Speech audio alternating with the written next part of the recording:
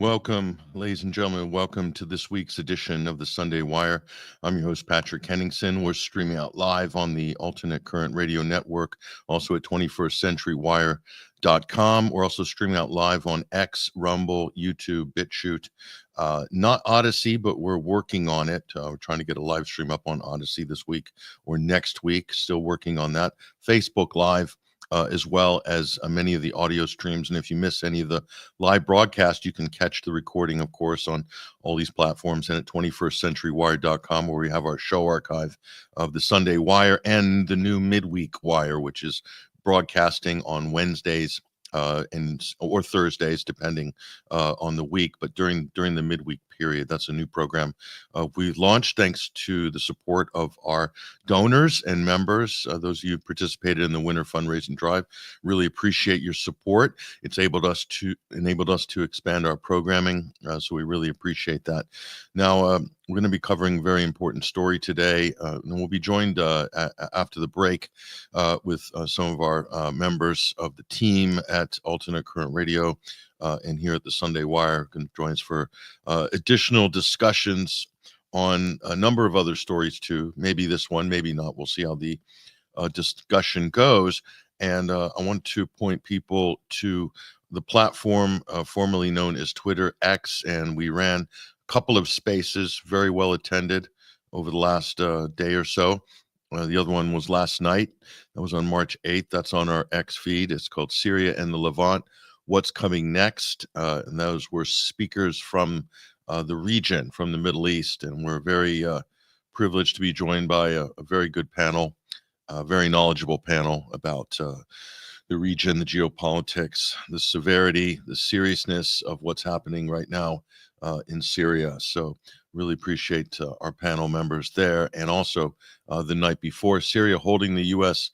Israel to account. This is where I spoke for about an hour and a half. So we have a good recording there, and a few guests joined us later, including Ryan Dawson, who's an independent media journalist, investigator, researcher. He also weighed in on this topic, plus a number of other things that were also up for discussion later. That was quite a long space, almost 4 hours. But these are extraordinary times. So just to let you know, we're doing these spaces periodically, often on the sort of weekends when we have free time. But we are hosting a few spaces per week. We're going to aim to do at least one geopolitical space a week. It's sometimes difficult. It's a big time commitment along with our other programming, but we think it's important to do. And we're able to put out a lot of free content, a lot of free programming to everybody, to the public, and we want to keep it that way. So it's really important if you consider joining us. We'll put some of the details on the banner along the bottom here to donate and subscribe. Just go to 21stcenturywire.com. At the top of my X profile as well, you'll see a donate button there. That's for 21stcenturywire.com, and also bring on the winter fundraising plate onto the screen here. That's our winter fundraising drive at 21stcenturywire.com. A lot of different options are going to be there for you to donate and support us and subscribe and become a member at 21wire.tv. So that's really important that you realize that we are doing this, but we need your support. And we've been going since 2009. So we've managed to build a pretty good platform, solidly independent platform here over the years. And we've done that with the support of our listeners, our viewers, our readers at 21stcenturywire.com. We really appreciate all your support going forward as well. We're going to need it. We're going to need it now more than ever. We are still overcoming heavy censorship, especially on YouTube. So it's really important if you're able to, if you see any of our YouTube links, or you can click through to our channel, 21st Century Wire on YouTube, to like and subscribe any of our videos. That helps us to overcome heavy censorship, which we are on a number of lists, some of which were disclosed. These were initially because the U.S. government had been pressuring big tech firms to censor certain accounts and certain journalists. I was one of those. That's documented. And it's just one of those things that, unfortunately, that I've had to face, that our platform has to face. Not everybody has had to face that, of course. If I was just doing, UFOs and flat Earth, I'm sure I could go viral and get 1 million+ views per video. The establishment loved that sort of content. Nothing against those people, of course, but the types of stuff we do, for some reason, was marked as extremely dangerous by the U.S. government and all of these think tanks and USAID blacklists of independent journalists, USAID-funded blacklists put out by Ukrainian organizations to demonize Western journalists. I'm on 2 of those USAID-funded lists. This is designed to defame, but it's also basically fodder for cancellation, basically. It's been used over the years. So unfortunately, that's just the way it is, folks. We're just pointing it out just to let you know that's the kind of stuff that goes on behind the scenes. So it's unfortunate, but so something we have to deal with, and we need your help definitely to overcome some of that adversity. Now, one of the stories that has attracted a lot of, let's say, undue attention and derision from the authorities has been our coverage of the situation in Syria, the conflict in Syria, or as we like to now call it, the dirty war on Syria, the dirty war against Syria, which was waged against that country since 2011. And events in the recent few days have been very shocking. It's brought back a lot of bad memories of the emergence of ISIS in 2014. The only problem is this is ISIS that's been backed by the United States government, by Turkey, by the Israelis, by NATO to take over and to get regime change in Damascus. They've been trying for 14 years. They finally got it. The West and Israel and Turkey have finally got their regime change. Qatar as well. Don't let the Gulf states off the hook. They got their regime change in 2000.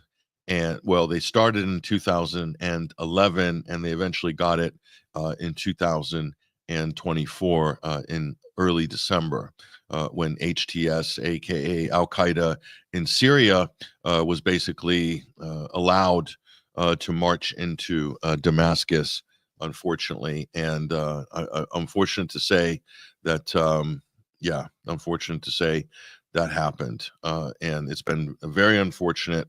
It's a very unfortunate series of events, but it's something that we've had to endure. And unfortunately, this is just the way history has played out. But it's also vindicated a lot of people for things that they've been calling out and warning about for years. We'll bring up on screen here. This is Mohammed Marandi. He's also been on our program a number of times. And Dr. Marandi, he has tweeted out here. Now, there's a lot of different reports about the number of people that have been slaughtered and massacred by this U.S.-backed Al-Qaeda ISIS regime that's been allowed to take over in Syria. And so we got Syed Mohammed Marandi. He's a professor at the University of Tehran. According to some estimates, over 10,000 Alawites and Christians have been slaughtered in Syria. So obviously the numbers are very hard to confirm, but President Erdogan and Qatar have carried out the genocide, says Marandi. Absolutely, they're backing it, but so are the United States. Even though they've issued a statement condemning it, they've done everything humanly possible to enable this terrorist junta to take power in Damascus. Sadly, Al Jazeera Arabic in particular has revealed itself as no different from I-24 News in Israel. Condolences to humanity, says Mohammed Marandi there. So, I mean, it's regrettable, but this is the way it is. I'll bring up on screen just to give you some point of reference on this. One of the threads that I've put onto social media, we'll bring that up, try to get that centered in the frame here. But there it is. Syria, this is a genocide. This is a genocide. And what I've said here, and we'll have a thread with a number of disturbing images in it. We're not going to spend too much time showing those images. I think people who are on social media have seen many. There can be no reconciliation process for Al-Jolani, otherwise known as Ahmed al-Sharaa. He's he's been rebranded, just like al-Nusra and al-Qaeda rebranded 10 or 15 times. This so-called president of Syria, who is not a legitimate president, he's also rebranded from Al-Jolani, his terrorist moniker, to Ahmed al-Sharaa. He's a Saudi-born operative that's been parachuted into Syria to pose as president with the full backing of the West. His HTS butchers currently massacring religious minorities and ethnic groups in Syria. These savage Takfiri Islamists in Syria have been indiscriminately rounding up, torturing, and executing civilians. This pogrom is enabled and backed by Israel, the United States, the UK, Turkey, Qatar, and the European Union, mercilessly targeting Christians, Alawites, Druze, Ismailis, and this is all part of the new Free Syria, as the West and regime change cheerleaders like to call it.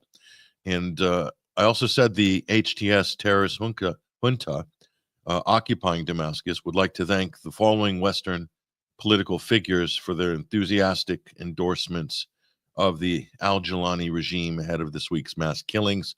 Antonio Guterres, that is the Secretary General of the United Nations, endorsed this former head of ISIS and Al-Qaeda, this head chopper. Jolani was endorsed by Guterres. We'll show you the photo in a moment. The U.S. State Department also sent an envoy to legitimize this terrorist government. This is Donald Trump's envoy. Rory Stewart, former parliamentarian in the UK, has also endorsed Jolani with a photo op. Alistair Campbell, this is Tony Blair's former spin doctor. He's also endorsed Jolani, made him somewhat legitimate by getting the photo op. Annalena Baerbock, we'll show you the footage as well of her. And Barrot, the French foreign minister, and Kaya Kallas also met with HTS Al-Qaeda ministers to legitimize this government. And we have this thread here. And just to say, there's plenty of footage of victims, as you can see. People targeted, this ritual humiliation that Alawites in particular are being forced to undergo. So tortured, humiliated before they're killed in many cases. So this is the Assad must go regime change crowd. They got what they wished for, unfortunately, and so on and so forth. But so there's Antonio Guterres. You can see here, and bring him up on screen, shaking hands with the terrorist leader Jolani, unelected, took power by force of arms. So that's interesting. That's new. And here he is. This is Rory Stewart and Alistair Campbell, who are basically in a photo op with Jolani, kind of legitimizing him, giving him that seal, that British seal of approval. And at the same time, the British government is lifting sanctions on this terrorist junta that's seized power and implemented their own sort of Sharia law version of the former Syrian constitution. And it's just pretty much everybody has fallen over themselves to go and be seen with this regime. And this is a really important thread here, which I also linked to. This is by Hekmat Abu Qatar, and he's basically chronicling, keeping kind of a record of the March 7th pogrom here, and it just goes on and on. There's so many different examples. He's posted them here. Not all of these are able to be displayed. X is now censoring quite a few of these in order to sort of cover up the violence, if you will. I personally think it's extremely unsavory, extremely ugly, but unfortunately, I think it kind of needs to be seen. Here's one example here. We'll bring the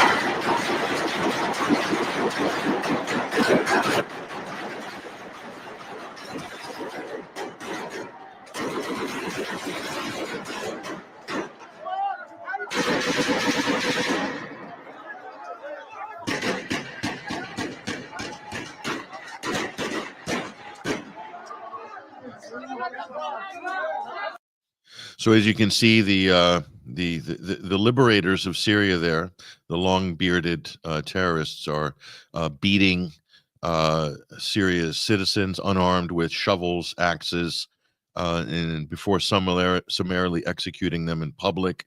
So far, thousands have been killed by various reports, and not a word from the mainstream media. In fact, how the press is actually covering this is quite an extraordinary thing. We'll bring up Al Jazeera's coverage on this, which I think is pretty shocking, but this just should give you an idea of where these people are coming from. Now, understand that Al Jazeera, while they might cover this, the situation in Gaza, uh, with a pro-Palestinian perspective, okay, and they do good journalism. It's very important to make this point.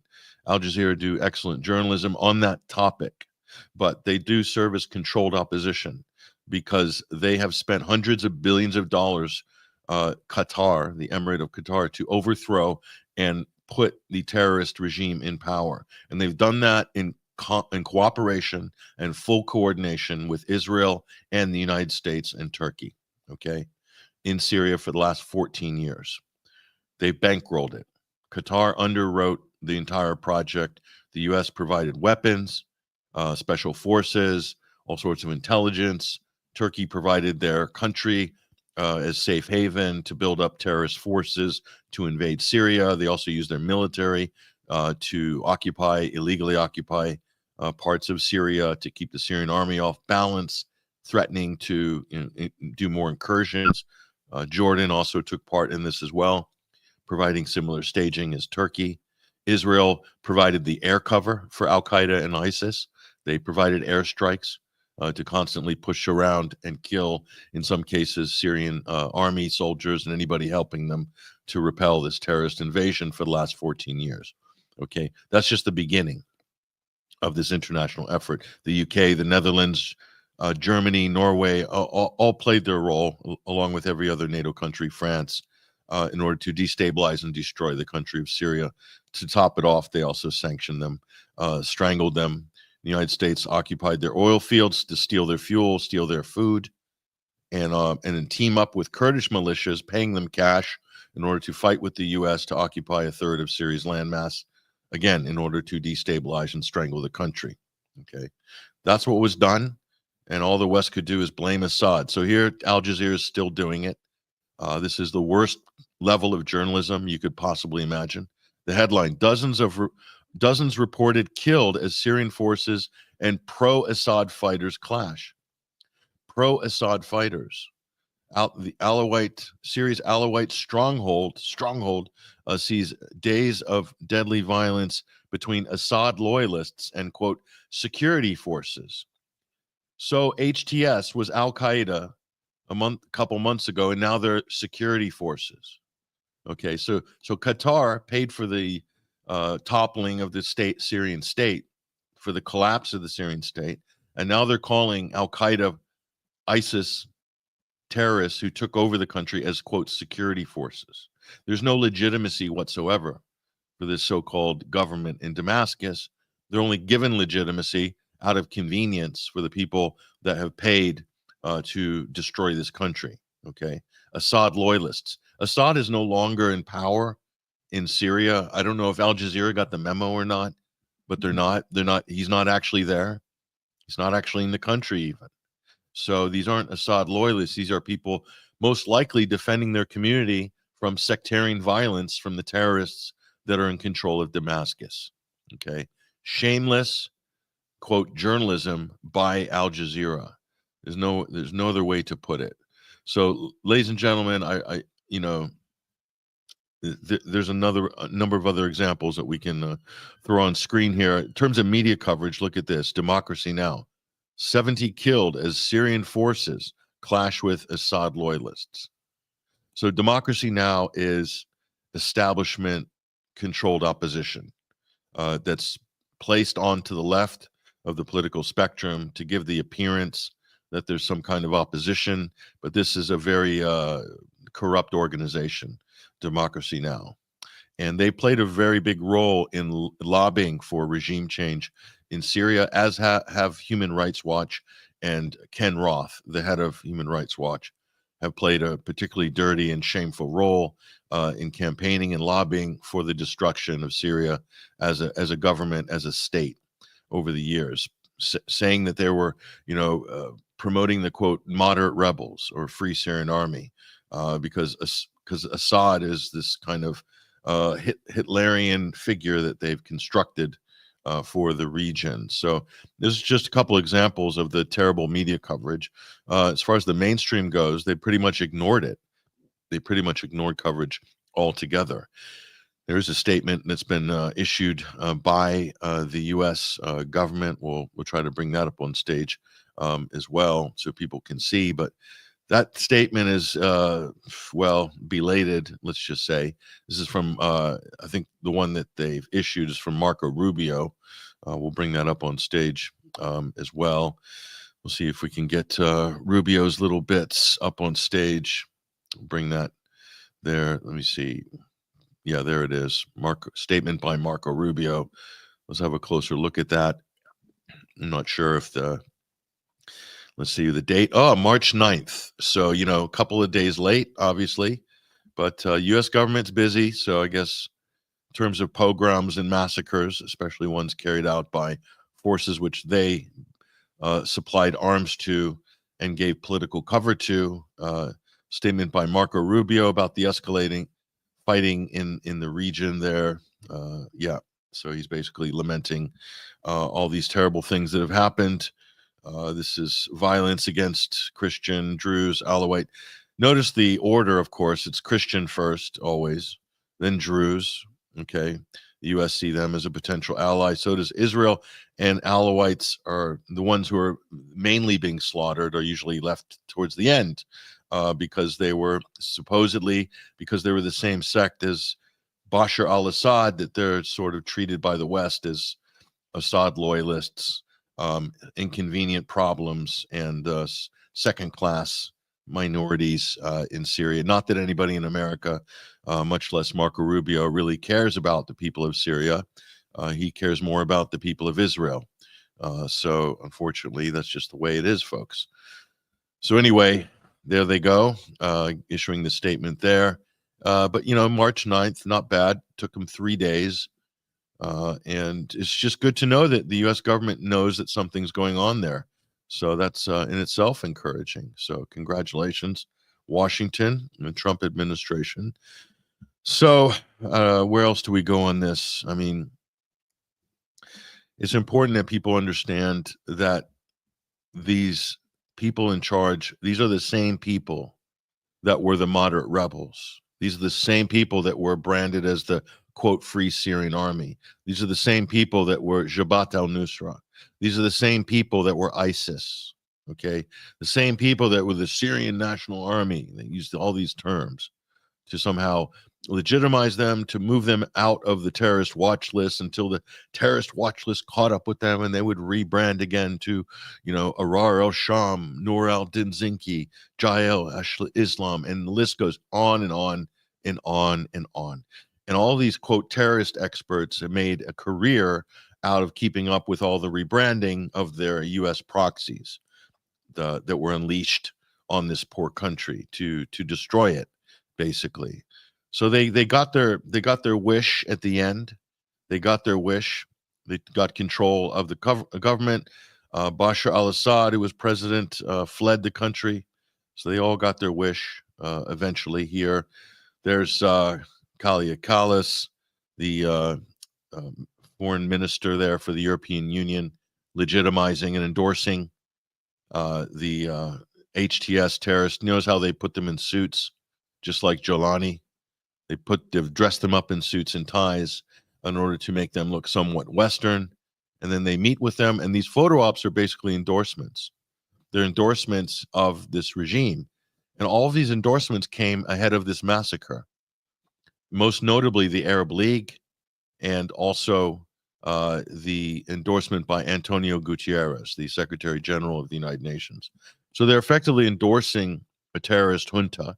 And then that terrorist junta, of course, takes that endorsement as carte blanche and then goes and starts to slaughter ethnic minorities, religious minorities like the Alawites in Syria.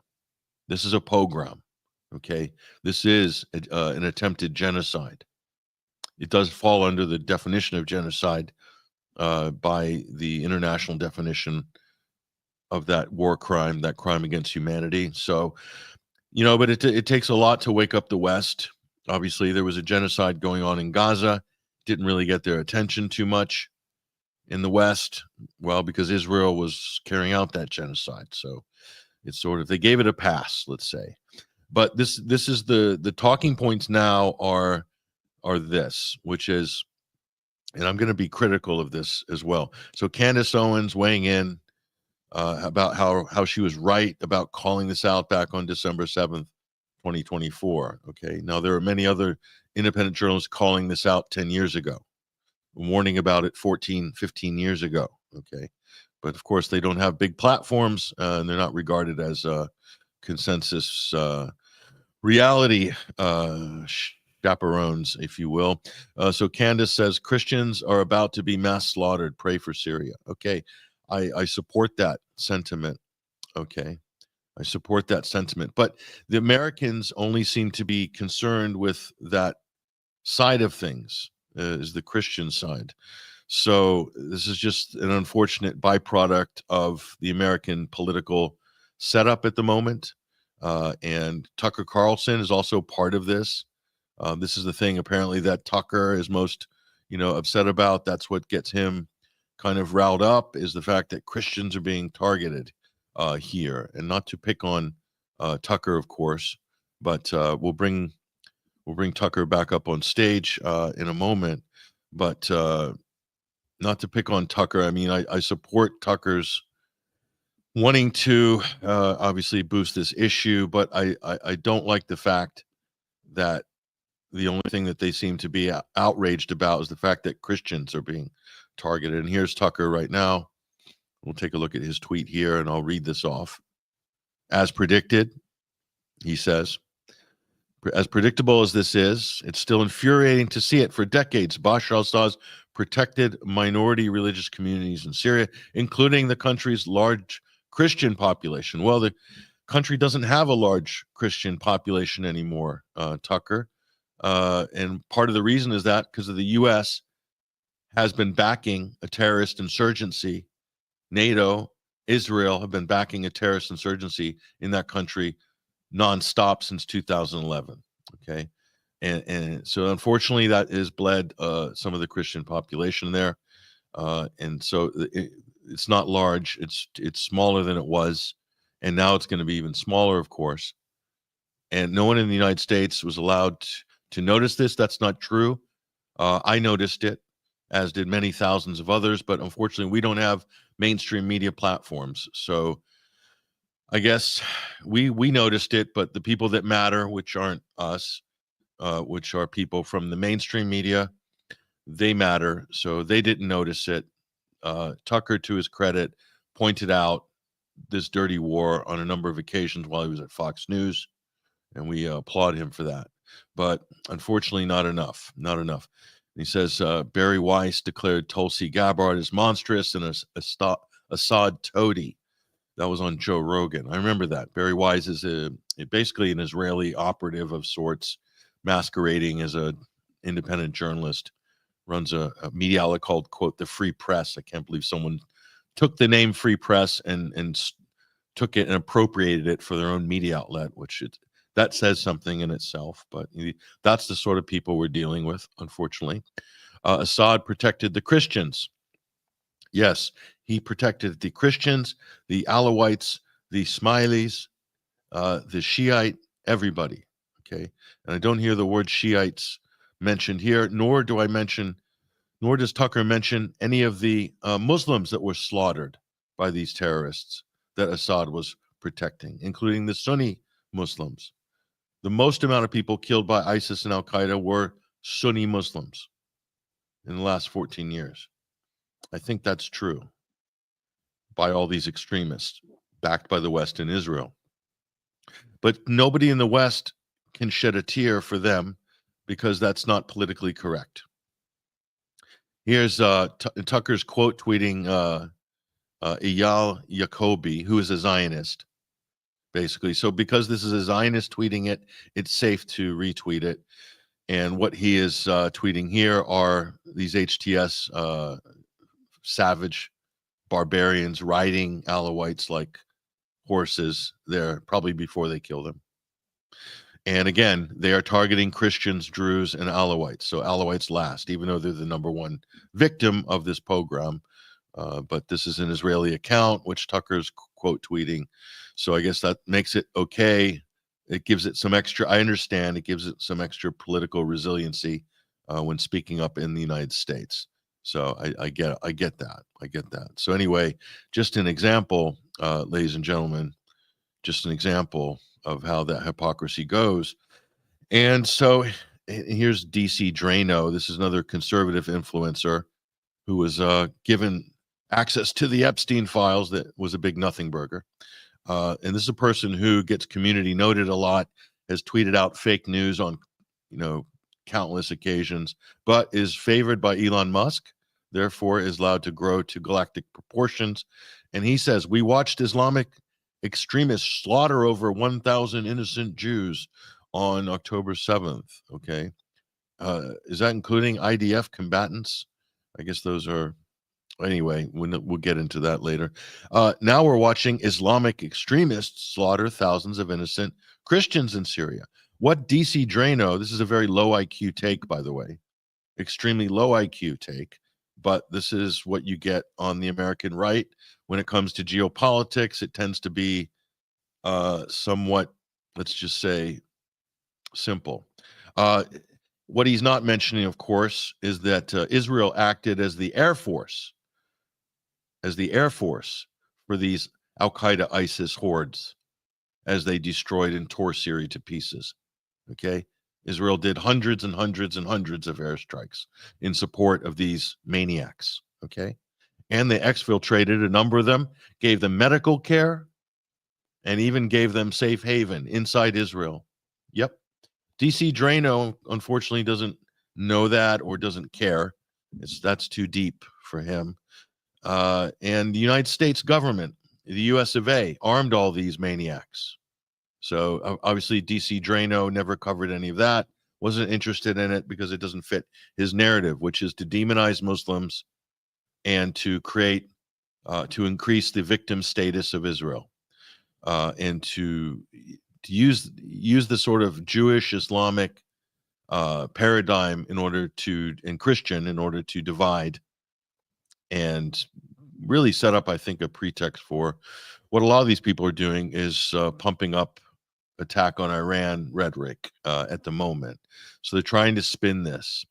The Iranians, and this is another thing DC Drano probably doesn't understand, Hezbollah and the Iranian Quds forces and Qasem Soleimani, who Donald Trump ordered assassinated, they fought these Islamic extremists, as DC Drano calls them, HTS, Al-Qaeda, ISIS. They fought them. They were defeating them, in fact. They were defeating them. But the United States intervened, Israel intervened to stop them. They killed their leaders and called them terrorists. Okay.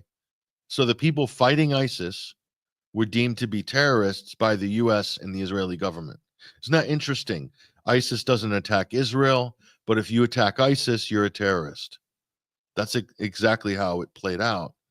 And so this brings up another point, and this is for all the MAGA supporters. Okay. I'm going to give you a big black pill right now, and you're not going to like it. But of course, those people who watch this show, this is not new for you. You know all this.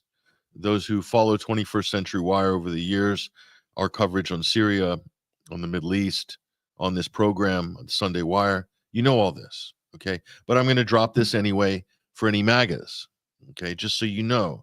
And again, I try to be objective and try to be agnostic when it comes to geopolitics. It's better to call balls and strikes than to be a domestic political partisan, because if you're a domestic political partisan, this goes for the influencers and so-called journalists on X, okay? If you're a domestic political partisan, you cannot possibly get the news right, okay?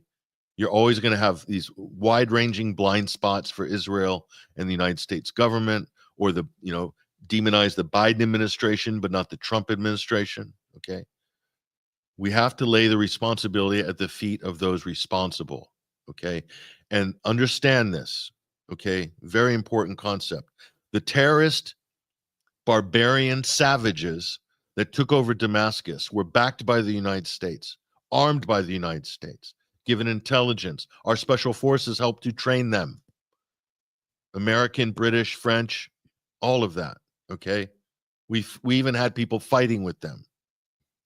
Okay, we had commanders in East Aleppo coordinating for them.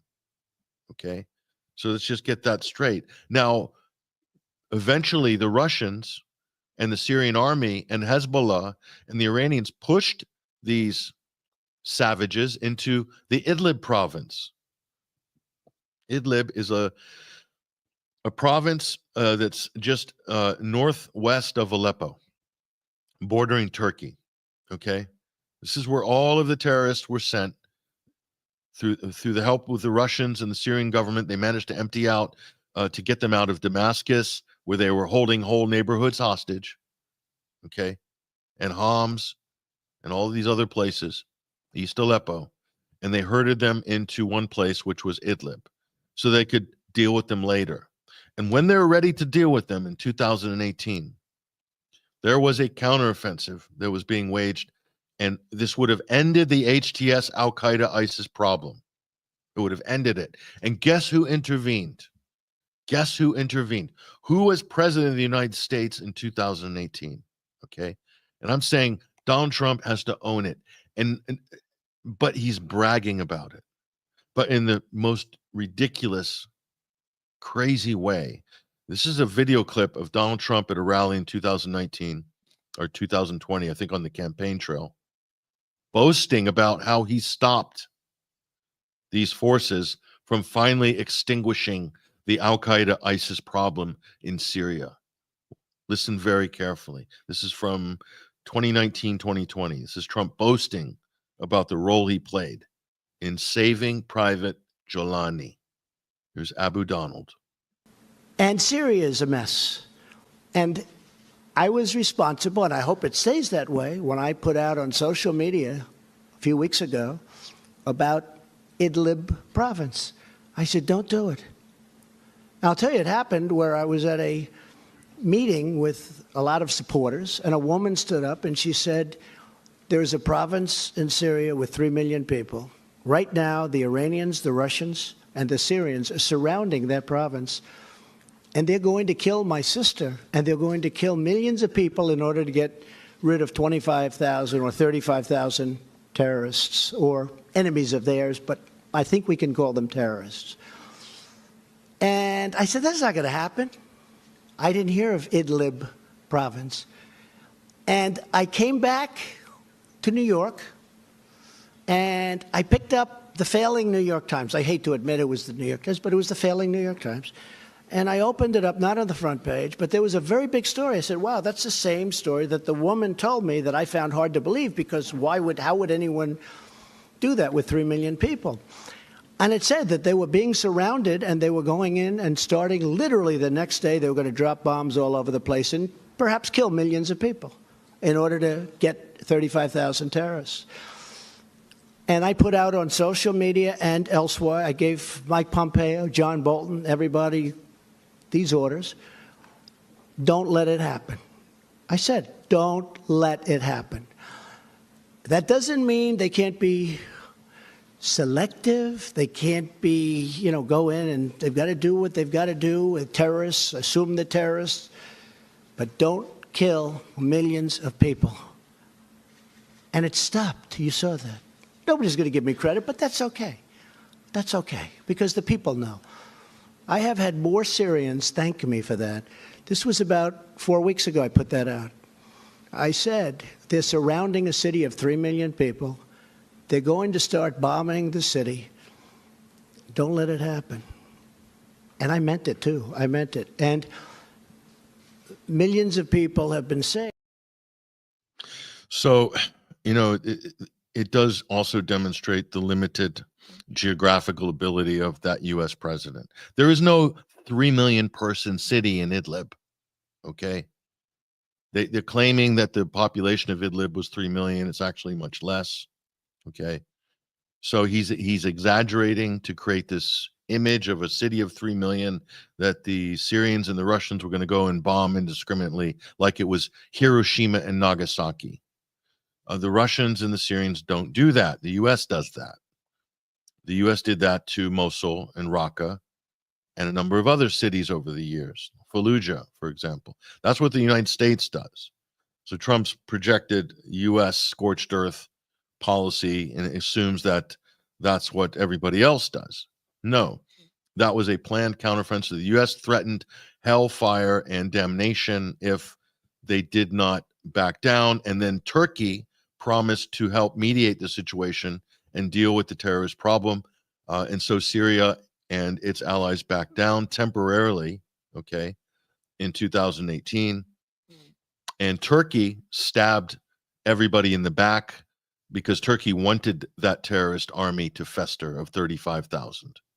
So you can blame Turkey for their typical double dealing because they backed the terrorist insurgency. They're one of its main, if not its biggest sponsor. Okay. So that's Donald Trump. So we will give you credit, Donald. Let's give you credit where credit's due. Abu Donald, saving Private Jolani in Idlib, 2018. Can make it into a Hollywood blockbuster. How Donald Trump saved Al-Qaeda and ISIS from extinction. He just boasted about it, ladies and gentlemen, right there. Okay. And to imagine that he did this because a Syrian came up, Syrian woman, who was one of these, Free Syrian Army lobbyists in Washington, who wanted Assad must go. There's so many of them on the payroll of all these U.S. sponsored think tanks. And she convinced him that somehow 3 million women and children were going to get killed. It's patently ridiculous. So anyway, that's Donald Trump's, one of his crowning achievements in his first term was defending ISIS and Al-Qaeda from extinction. Okay. And one of the people that pushed him to do that was Lindsey Graham, because Lindsey Graham and John McClain, of course, that was one of John McCain's big projects, was regime change in Syria. John McClain helped to free up the funding to arm all of these savages. Okay. So Graham was there to make sure that McCain's legacy carried on. Okay. So that was 2018-19. I'm not sure where McCain was, if he was still alive at that point. But that's why all the neocons like John Bolton and Mike Pompeo. So Donald Trump's kind of told you a little lesson of history there, that he delegated that to maniacs, neocons like John Bolton and Mike Pompeo. He just admitted it. Okay. Completely inconsistent, completely contradictory. And that was Trump's first term. Okay. The other thing he did was assassinate Qasem Soleimani at the orders of Benjamin Netanyahu. And that's an interesting backstory on that as well. And again, that's Mike Pompeo, who was really running everything for Trump, and John Bolton and people like this. And also there's a couple of other things like pulling out of the Iran nuclear deal, which now this Trump 2.0 is going to say that, well, we need to get a new nuclear deal. Well, they already had one. They spent 3 years organizing, and Trump and Pompeo, under the orders of Benjamin Netanyahu, pulled the rug out from under the Iran nuclear deal after his first year in office, and arguably made the region less safe and arguably encouraged Iran to pursue a nuclear weapon. There's no evidence that they do have a nuclear weapon, but I'm sure they could organize one pretty quickly. And with the amount of threats they're getting from Israel and the US right now, they're probably very well incentivized to get a nuclear weapon to protect themselves in the way that North Korea has. Okay. But all of this would not even be a conversation piece if not for what Donald Trump did in his first term, which was destroy a perfectly good international agreement. One of the things that Obama did that was actually positive and productive. One of the few things that Barack Obama did when he was president. So, I mean, we could go on and on. The contradictions, the hypocrisy. It's just too much. It's beyond the pale. Here's Annalena Baerbock. This was back in December 20th. Germany says Kurdish militias in Syria must be disarmed, and she said they must be integrated into the HTS terrorist junta government. There's no elections in Syria, by the way. And the terrorist in charge, Al-Jolani, again here, endorsed by Alistair Campbell and Rory Stewart, he said there's going to be no elections in Syria. Okay. Just understand what that means. Understand what that means. It's always been throughout history that whenever we are sort of backing a regime change, that at that point, that the European powers are going to demand elections, basically. So this has always been the tradition. So why this is different now, it's just unbelievable. So anyway, no elections in Syria, and everybody's fine with that. Just like no elections in Ukraine, and everybody's fine with that. So think about this for a moment. So you have a situation in the United States now where the US government is arresting, deporting students that are protesting the Israeli genocide in Gaza, withholding funding from Columbia University, getting presidents fired for not clamping down on free speech. Okay. And they're accusing these students who are human rights campaigners of being pro Hamas and being, quote, anti Semitic. Okay. They're so concerned with anti genocide human rights campaign students in America, so concerned about it's linked to terrorism somehow. This is the rhetoric of Marco Rubio and everybody else, and the entire Fox News magpie chorus. Okay. So that's of such grave concern that we have to suspend the First Amendment in the United States. Okay. Elon Musk, of course, the free speech absolutist, has nothing to say about this because it involves Israel, so he keeps his mouth shut. Right.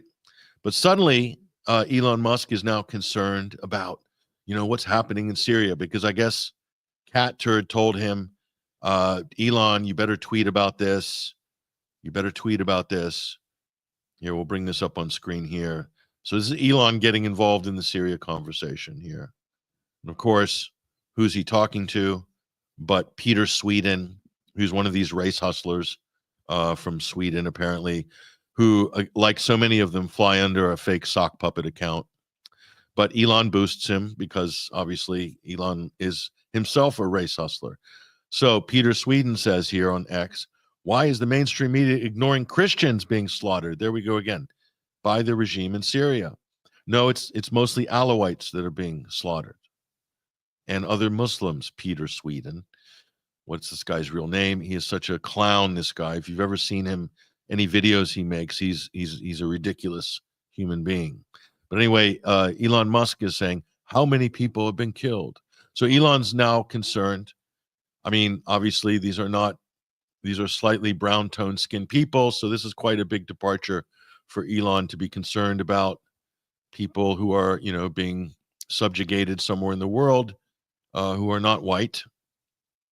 So it is kind of shocking and surprising. And of course, Alex Barencoat here, independent journalist, says, why do you care about Christians in Syria and not Christians in Gaza? Good point, Alex. And that's Elon. Suppressed News weighs in. More than 60,000 Palestinians since October 7th, including Christians, were killed by Israel. But you don't care because it was done by your buddy Netanyahu, do you? Says Suppressed News here. So it's incredible. So they're all calling out Musk. Okay. They're all calling out Musk. So that's the extent of, the opposition that you're going to get from people like this. And when you have European leaders endorsing these people, these terrorists, so they're suddenly concerned about it in America. They're suddenly concerned, but not fully concerned, only because it's safe to say, because Christians are being slaughtered, Christians are being pogromed, and therefore, because it's Christian, that they should be outraged about that. I'll give you yet another example of this as well. Here's another example. Mark Levine, who is a carnival barker, who is moonlighting as a news pundit of sorts. We'll bring Mark up on stage here. Yeah, I think we've got this choice one by Mark Levine, who's got one of the most annoying voices in radio and television, but he is pro-Israel to the hilt, so he will be in gainful employment till he retires, which can't come soon enough. But anyway, he's saying Muslim terrorists slaughtering entire Alawite families in Syria. Horrendous. Not a word of criticism from Hamas sympathizers and Israel haters in our country. So again, Levine has to spin this somehow in Israel's favor, which shows you how ruthless and shameless these people are. Okay. Absolutely shameless. But I'll have you know, Mark Levine, in your infinite wisdom, Israel is backing HTS, Al Qaeda, and the quote rebels in Syria. They've been giving them medical care. They've been arming them. They have been supporting them on many levels, probably funding them as well, and using the Air Force, the IDF's vaunted Air Force, as air cover for these terrorists. Okay, Mark, that's been happening for over a decade. But you're not allowed to see that because you're not allowed to see anything negative that Israel does in the region, because then your grift is over, basically. These are the most shameless people. Here he is, Mark Levine, really one of the most high-pitched, annoying voices in media, and a total shameless Zionist carnival barker who is blaming women and children in Gaza for allowing themselves to be used as human shields by Hamas. Okay, that was the extent of his commentary for the last 18 months, blaming the victims, of course, and then portraying Israel as the ultimate victim, always, constantly, 24/7, 365. And again, he's using this pogrom in Syria, which Israel has helped to make real, and he has somehow spun it in favor of Israel, which is amazing. These people are incredible. They're absolutely incredible, but we shouldn't be shocked. We've been watching them for years doing the same thing. And the problem with this is, and I'll say this goes for Tucker and Tulsi Gabbard as well. And this is we'll go to break in a moment, but I won't. Let me see if I can bring this Tulsi clip up on stage in a moment. I mean, we have so many examples of this, but let me see if I can bring this Tulsi Gabbard clip up on the screen. Yeah, here it is. And I'm going to get to the bottom of the problem here. Okay, let's get to the bottom of the problem. We'll get to the core of the issue. And this is why you have to be critical of your so-called heroes. Because they're not part of the solution. They've actually been part of the problem for a very long time. Okay. And this is why I'm very critical of Tulsi Gabbard. Okay. So here she is. This is at her Senate confirmation hearing for DNI. And she says, we'll bring this up on stage. Yes, there it is. She said, I shed no tears for the fall of the Assad regime. Well, Tulsi, you should have shed tears for the fall of the Assad regime. The Assad, quote, regime had no reason to fall other than the fact that your government was sanctioning it to death and starving the people in that country, okay? The U.S. is in violation of international law by imposing collective punishment in the way they did. The European Union's in violation. Israel's in violation for all of the airstrikes, killing all the Syrians, destroying their infrastructure, killing their soldiers who are fighting against the terrorists, okay? Jordan's in violation of international law. Turkey's in violation of international law for stealing Syrian territory. United States is illegally occupying Syria. That was also part of the strangulation. That's in violation of international law. And I could go on and on. So all these people are in violation of international law to destroy the Assad regime. And Tulsi saying, I shed no tear for the fall of the Assad regime. Well, the fall of the Assad regime, which you shed no tear for, Tulsi, is the reason why Al-Qaeda and ISIS took over Damascus and are now chopping off people's heads on the Syrian coast. Because people like you and everybody else, because you made a political determination, because you're afraid of being pursued for having visited Syria in whenever it was, 2016 or so, 2017, I can't remember when, with Dennis Kucinich. So your statement is a political one, okay? The problem is it's not reality-based. She said, but today we have Islamist extremist who is now in charge in Syria. Go figure. How did that happen? Who danced? How did that happen? It's because Trump stopped the counteroffensive to wipe out these maniacs, which he just bragged about. We just showed you the video, Tulsi. Who danced on the streets to celebrate 9/11. Again, drop the 9/11 reference, of course, to rile up the Americans, get them kind of on side, referring to Al-Jolani and Al-Qaeda now in control of Damascus. Okay, so that's Tulsi. We'll play this clip as well so you can hear it for yourself. So if there were no sanctions, ladies and gentlemen, I'll explain this in a moment, but here's Tulsi.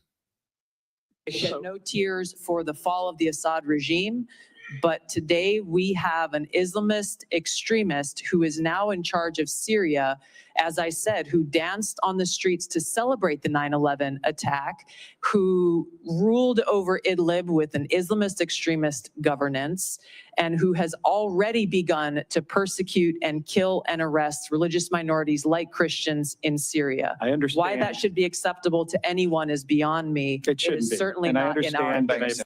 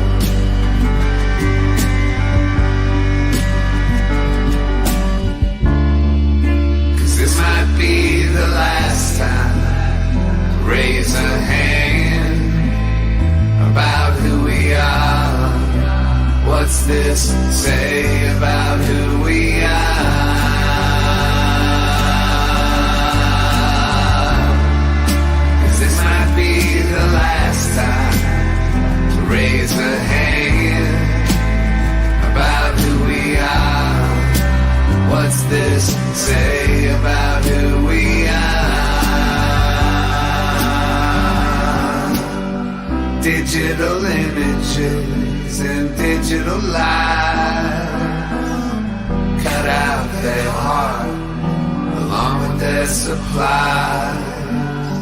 The propaganda leads to dehumanize our fellow humans and silence their cries. Ceasefire now. Ceasefire now. Ceasefire now in Gaza somehow.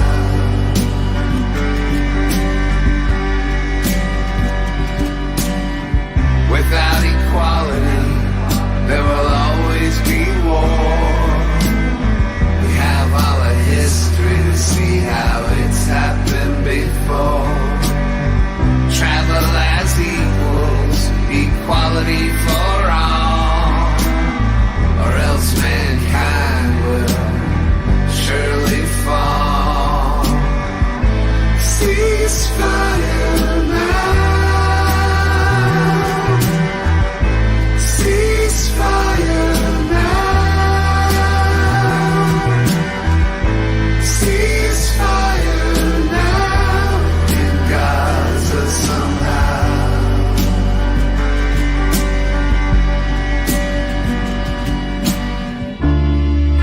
Cause this might be the last time to raise a hand about who we are. What's this say about who we are?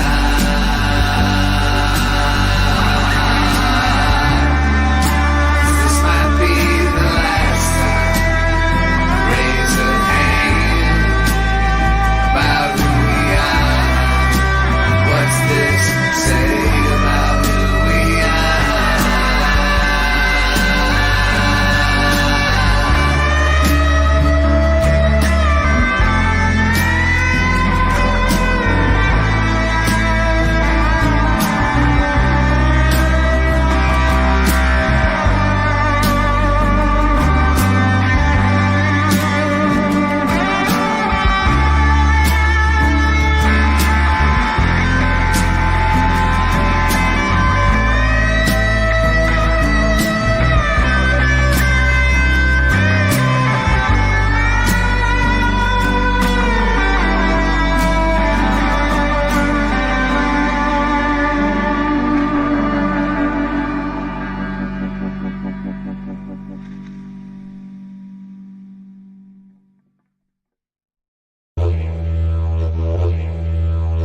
For in the final analysis, we all inhabit this small planet, and we are all mortal.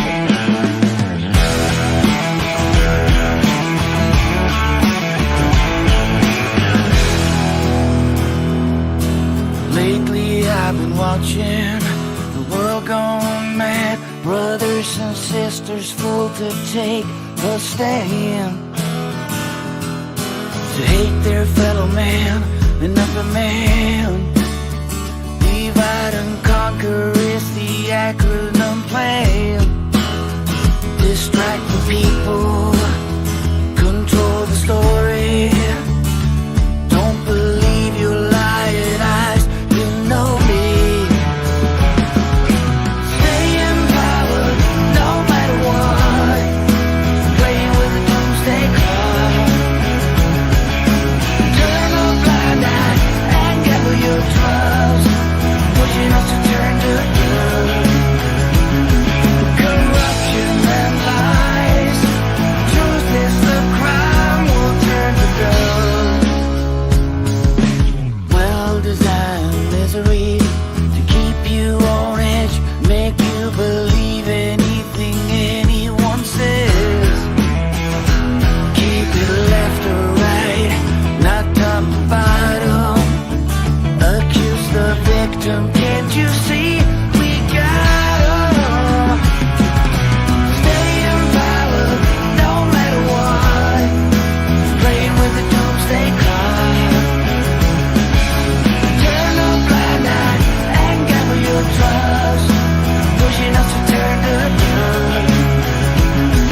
We've captured rights. Feudals like time will turn to dust.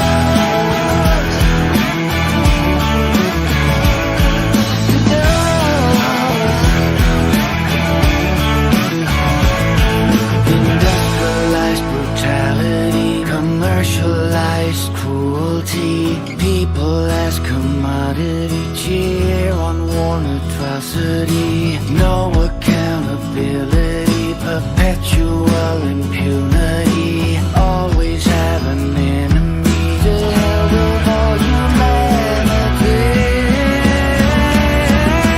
Stay in power no matter what. Playing with the doomsday clock.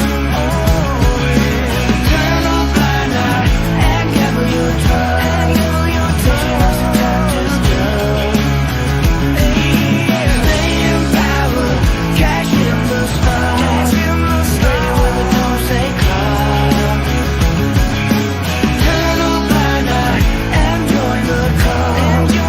Pushing us to turn to good. An empire of lies. History rhymes will turn to dust.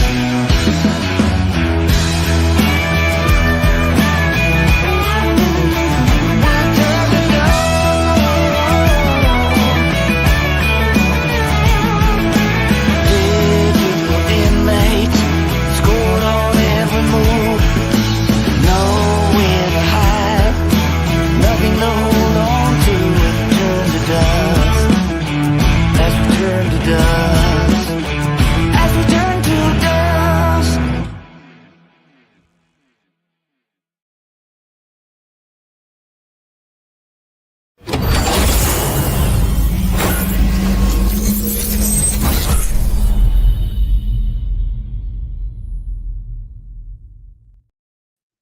Welcome back, everybody. Welcome back. We had a technical difficulty during the previous segment. We had an audio cut, unfortunately, that lasted for 10 or 15 minutes. So our apologies. Unfortunately, we will not be able to recover any of that, which is very sad and unfortunate. But unfortunately, that's the way it goes.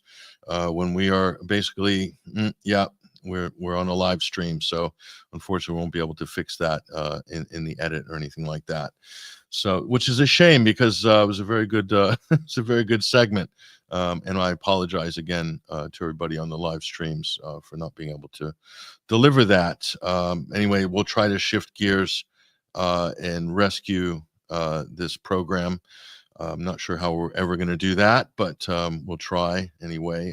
Bring up on stage one of our colleagues here, Ruckus from Alternate Current Radio. Ruckus, how are you doing? I'm good, Patrick. There were actually some very savvy audience members out there who were using AI to do lip reading on you, and they got your whole rant regardless. So maybe we can program an AI to interpret it and then emulate your voice. I mean, it is 2025, Patrick. There are ways, but well, anyways, I'm doing good.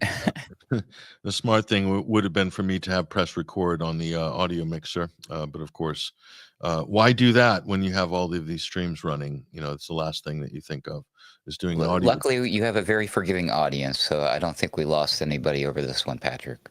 Yeah, it's unfortunate. It was a very good monologue, and I don't think I could recreate it, unfortunately. But yeah, I'm not sure.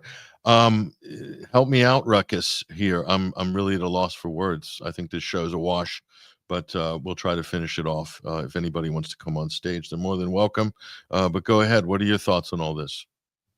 Oh, well, I was listening to up until the point where the thing was muted with Tulsi there. But there was one interesting comment that I found myself making out loud to myself, so I thought I would share it with everybody. When you were talking about the fact that the moderate rebels can put on a nice clean suit and change their image. And I'm just like thinking, well, hold on. Didn't we see somebody recently on the public stage who refuses to wear a good clean suit because it's just a costume? Oh, that's right. One little mini dictator, green orange army man Zelensky.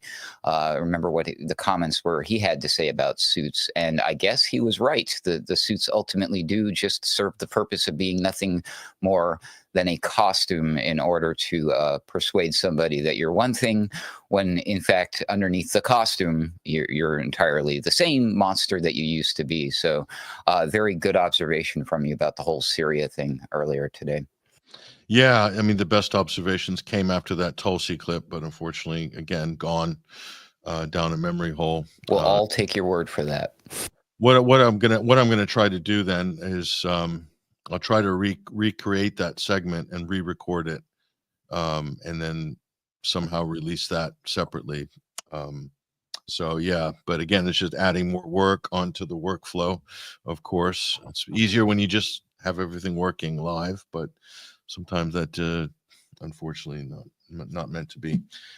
Yeah, this is the problem when you're doing a monologue and you don't have anybody else that you can see on screen. You're not getting any.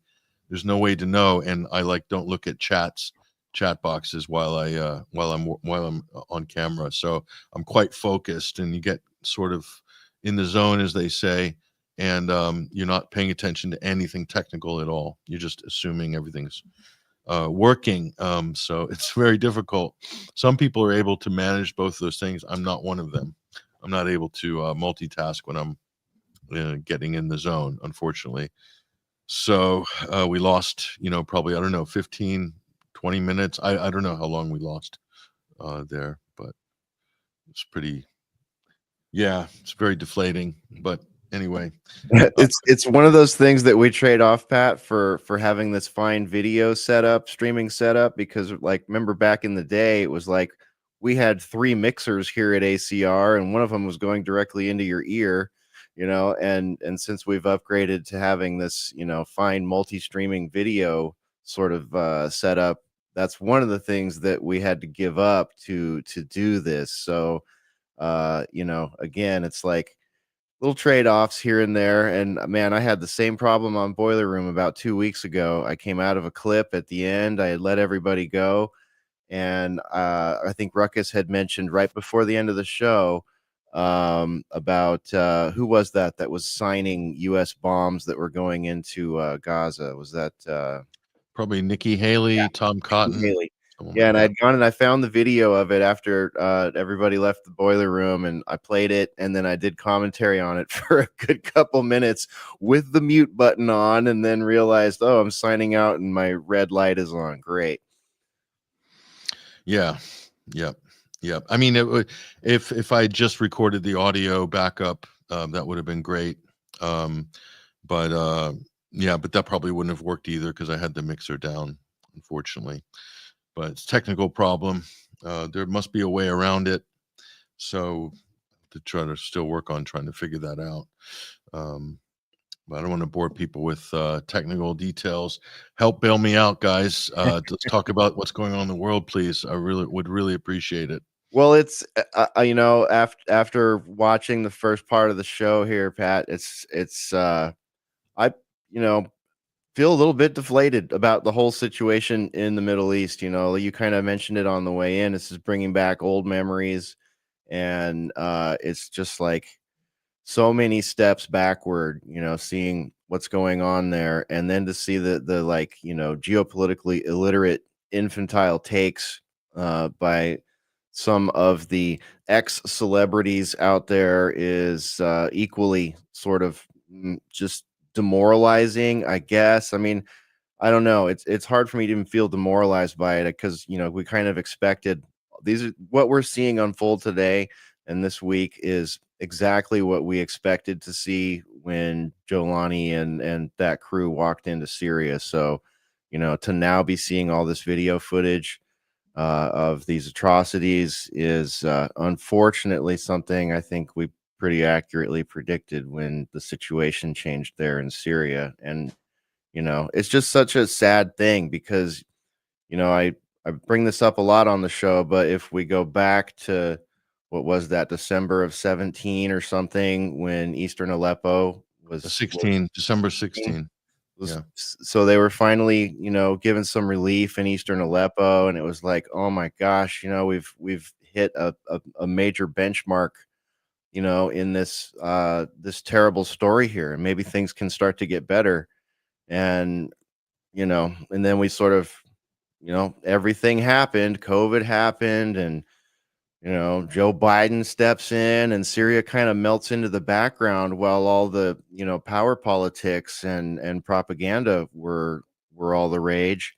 And, after some geopolitical chess moves, here we are again. And, those ghosts of those years are coming back to, sort of haunt us, but, very, very in a very realistic way. The ghosts of war and demise are, running rampant in Syria right now. It's disappointing to see, man. I'm just very disappointed in it. Wish I could say I was surprised.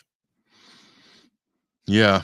I mean, what I was trying to say, but couldn't because of the audio dropped, was that the sort of half-assed measures by all of our, media pundits, political people, including Tulsi Gabbard, trying to save their ass or their political career by pretending to, be against the Assad regime, as if there was some obligation to want Assad to go.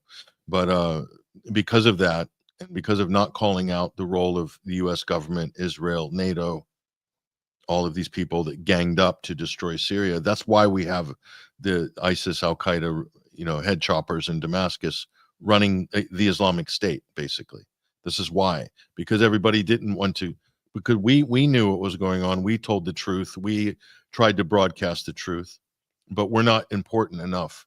We don't have a show on Fox News. We're not a former A-list celebrity who managed to colonize Rumble. Okay, we're not influencers of that level, so we're not Joe Rogan. So, until these people finally get around to saying something about some of this stuff, then all of a sudden it's like, wow, oh my God, it's okay, it's safe to say that now. It's safe to say that. It's not safe for these people to say a whole bunch of other things, but the longer it goes, the world gets worse, not better. And these problems get worse. And it's because they care more about their careers, their sponsorship deals, and getting canceled than they do about stopping actual injustice, stopping actual, holocausts and genocides and things like this, pointing out the obvious hypocrisy of the U.S. government backing these terrorist groups, and then labeling everybody else fighting ISIS as a terrorist. So if you can't say that publicly, then the problem will just persist, and that's exactly what's happened. So that's kind of, in a little bit of a nutshell, what I was saying. And the same people on the Democrat side that are saying that Zelensky can't have elections in Ukraine because there's a war on. So of course there can't be elections in Ukraine because there's a war happening. But these are the same people that were demanding that they have elections in Syria and that Assad step down and leave the country during a war that we were waging on his country. We and 20 other factions, countries, terrorist groups, Gulf states, Israel, and sanctioning them. But he has to have elections and must go. While we're waging war on him, not Russia. While Russia's helping them. So, and then on the right, it's same sort of hypocrisy that, well, I don't shed a tear for Assad. He was an evil dictator and this and that. And, he should have had elections and he should have, freed his people. When your country's at war, you don't have a lot of options. And if he stepped down, most certainly chaos would have filled the void. And he was trying to avoid the very thing that we actually saw happen now from December till now. That's what Assad, the brutal dictator, as they like to call him, which he wasn't. Syria is a very strict, quite authoritarian society in a sense, but they were actually at war on multiple fronts against Israel and everybody else. So because of that, it created a very hard state. It's because of our policy. So I was just trying to illustrate some of those basic points. And also the point that, in the US, Republicans are calling to suspend the First Amendment against students who are protesting against the genocide in Gaza, who are human rights protesters, who are being wrongly characterized as pro-Hamas, and therefore, pro-terrorist, therefore suspension of their First Amendment rights. And so they're so concerned that this is a terrorist-linked problem in America. But you have actual head choppers on FBI wanted lists that you armed, gave intelligence, satellite data to, troop movements, all the same type of support you're giving Zelensky, you gave it to HTS. And you armed them, and you funded them, and our special forces trained them and fought alongside them in East Aleppo and some of these other places. That actually happened. So, but no concern about terrorism when it's actually putting ISIS and Al-Qaeda in charge of a whole freaking country. No concern there. Now, after what, a decade, everyone's, oh my gosh, look at this. This is terrible. Christians are in danger in Syria. We must do something. We must act. It's like Christian virtue signaling is really getting old. It's really getting old. Now the right can't say anything about saving Muslims. Only if there's Christians involved can they speak up. And that's my criticism about how Tucker has been framing this, how Candace Owens has been framing this, is Christians are being slaughtered. Yes, they did mention the other groups eventually. But the only thing that gets Americans, the only thing it's safe to say to virtue signal on the right is if Christians are being targeted. But if you're really a Christian, if you really have you're upholding Christian values, you would want to save Muslim lives, Druze lives, Alawite lives, and Christian lives equally. Shiite, Sunni, whatever. They're all human. So this sectarian mentality that has come into the American heads and in the West, that's being promoted by people like Tommy Robinson and Elon Musk, you can only care about white people or Christians. Everybody else, throw them to the lions, whatever. They probably deserved it. And, Islam is a radical satanic religion, according to all these blowhards on Fox News. So that's where we are in the West, and that's why this situation has been allowed to proliferate. This is why it's come to this. It's because we don't care. We're selective in how we care because that's political. We do so, we make these statements because they're political. It's political correctness. On the left, the right, every part of the political spectrum has their own PC, prohibited language protocols. And that's the reason why you've got terrorists in charge in Syria. Full stop.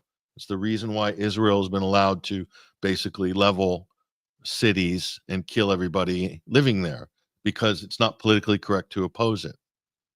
Because you lose something. You might lose your YouTube channel, you might lose your job, you might be put on an anti-Semitic list, yada, yada, yada, et cetera, et cetera, et cetera. So we're all very careful in America and in Europe. Oh, no, we can't say anything positive about, resisting the IDF in South Lebanon. Who's the resistance? Who's the armed local militias that take up arms to defend their own farms and houses? It's Hezbollah. That's no, they're terrorists. They're terrorists. They haven't done anything in Europe or in America or anything. But right. So somehow one has to hold in their mind that, okay, Jolani and this group are not terrorists because they put on suits and take pictures next to, officials from other countries who endorse them. But elsewhere, they are terrorists. It's just like, how dumb do they think people are? I mean, I guess maybe people are that dumb because they seem to not be getting it. But right, you put the suit on, you stand next to those guys, not a terrorist all of a sudden, even though you've lopped off a lot of heads and done a lot of torture. And I also find it sickly ironic that the things that they, the propaganda lines that they used against Assad, all of a sudden don't apply to this Jolani guy who's actually committing the sort of atrocities that they tried to pin on Assad back when it wasn't Assad, and it was, well, frankly, people like Jolani. So they've done a full bait and switch swap out of power here. And this one they support, even though it is doing the things they claimed the previous one is doing. I mean, what an absolute mess for people that don't follow geopolitics in the Middle East to try to unwind. Yeah, it is. It is a mess. It is this between there's online factions that are just, some are paid. You've got the NAFO trolls that are batting for Ukraine and Zelensky. You've got the Zionist Israeli Hezbollah army that's very active online. Then you have the kind of U.S. government backed or U.S. partisan trolls as well, and each of them align or not with different these different foreign policy issues. And there's so many lies and so much propaganda, just outright malicious lies that are being circulated on heavy rotation. People have just very funny ideas about what's actually happening that doesn't really correspond to reality. So it is a constant battle, and a big problem is people like Elon Musk who did not earn his following per se. He bought the platform and then he forced his tweets into everybody's news feeds, whether you follow him or not. So he automatically has the most amount of followers. I unfollowed him at least twice and found myself following him again. Like, how is that possible? So anyway, so he's got 200 million followers, not because we want to see or hear or care what Elon says, but because we're forced to. So, and then he translates that as, I am the most in demand pundit on this platform. Like, I'm the most loved, I am the most revered because I bought the platform. So he's the monarch. He's kind of an authoritarian king of sorts. Not very democratic, is it? No. If it was based on the quality of his content, he would be probably banned on his own platform, because he's been community noted more than anybody, and he's pushing blatantly. He got a U.S. into a diplomatic row with a whole country, South Africa, and then blamed it on the blacks being racist against him. In the Patrick, end, did you see people were asking Grok who is the X user who spreads the most amount of disinformation, and the answer was Elon Musk. Elon Musk. So I mean, but he promulgates so many lies, and he does it almost daily, and there's a lot of damage being done as a result of this to people's heads, I think. So getting a false reality, and then they keep looking. You look at the comments, and people are getting emotionally outraged based on lies that people like this are posting. Not just him. There's other people that are mega galactic accounts that do the same. But it's to see people's visceral emotional reactions to fictional events that is quite astonishing when you think about it. You know, you're rallying up crowds on fake information. I mean, and we say, "Oh my God, look at those old Nuremberg rallies where, Hitler and Mussolini giving it all that to the crowd, and they're lapping it up." This is the same thing. It's just designed to work the crowd. That's it. Doesn't matter what you're saying is true, and quite frankly, there's people in the crowd that don't care if it's true either. They don't even know if they should care, I think, in a lot of cases. Like, a lot of people that are not critical of the doom scroll. They're not critical of the feed. They're not thinking about who's behind, the keyboard on some of these accounts, and I can see how it would be easy to fall into that, especially if you're sort of I don't know, a bit of a newbie to social media, or maybe just was a, casual user until COVID came along or something like that, or until, Twitter became X, maybe something like that. But it's really easy to see how somebody who's, not prepared to defend themselves from predatory media, to take that, infinite scroll and say, okay, well, these are the big voices. I see that they have, 5 million followers or 100,000 followers or whatever. So, like, there must be a reason for that.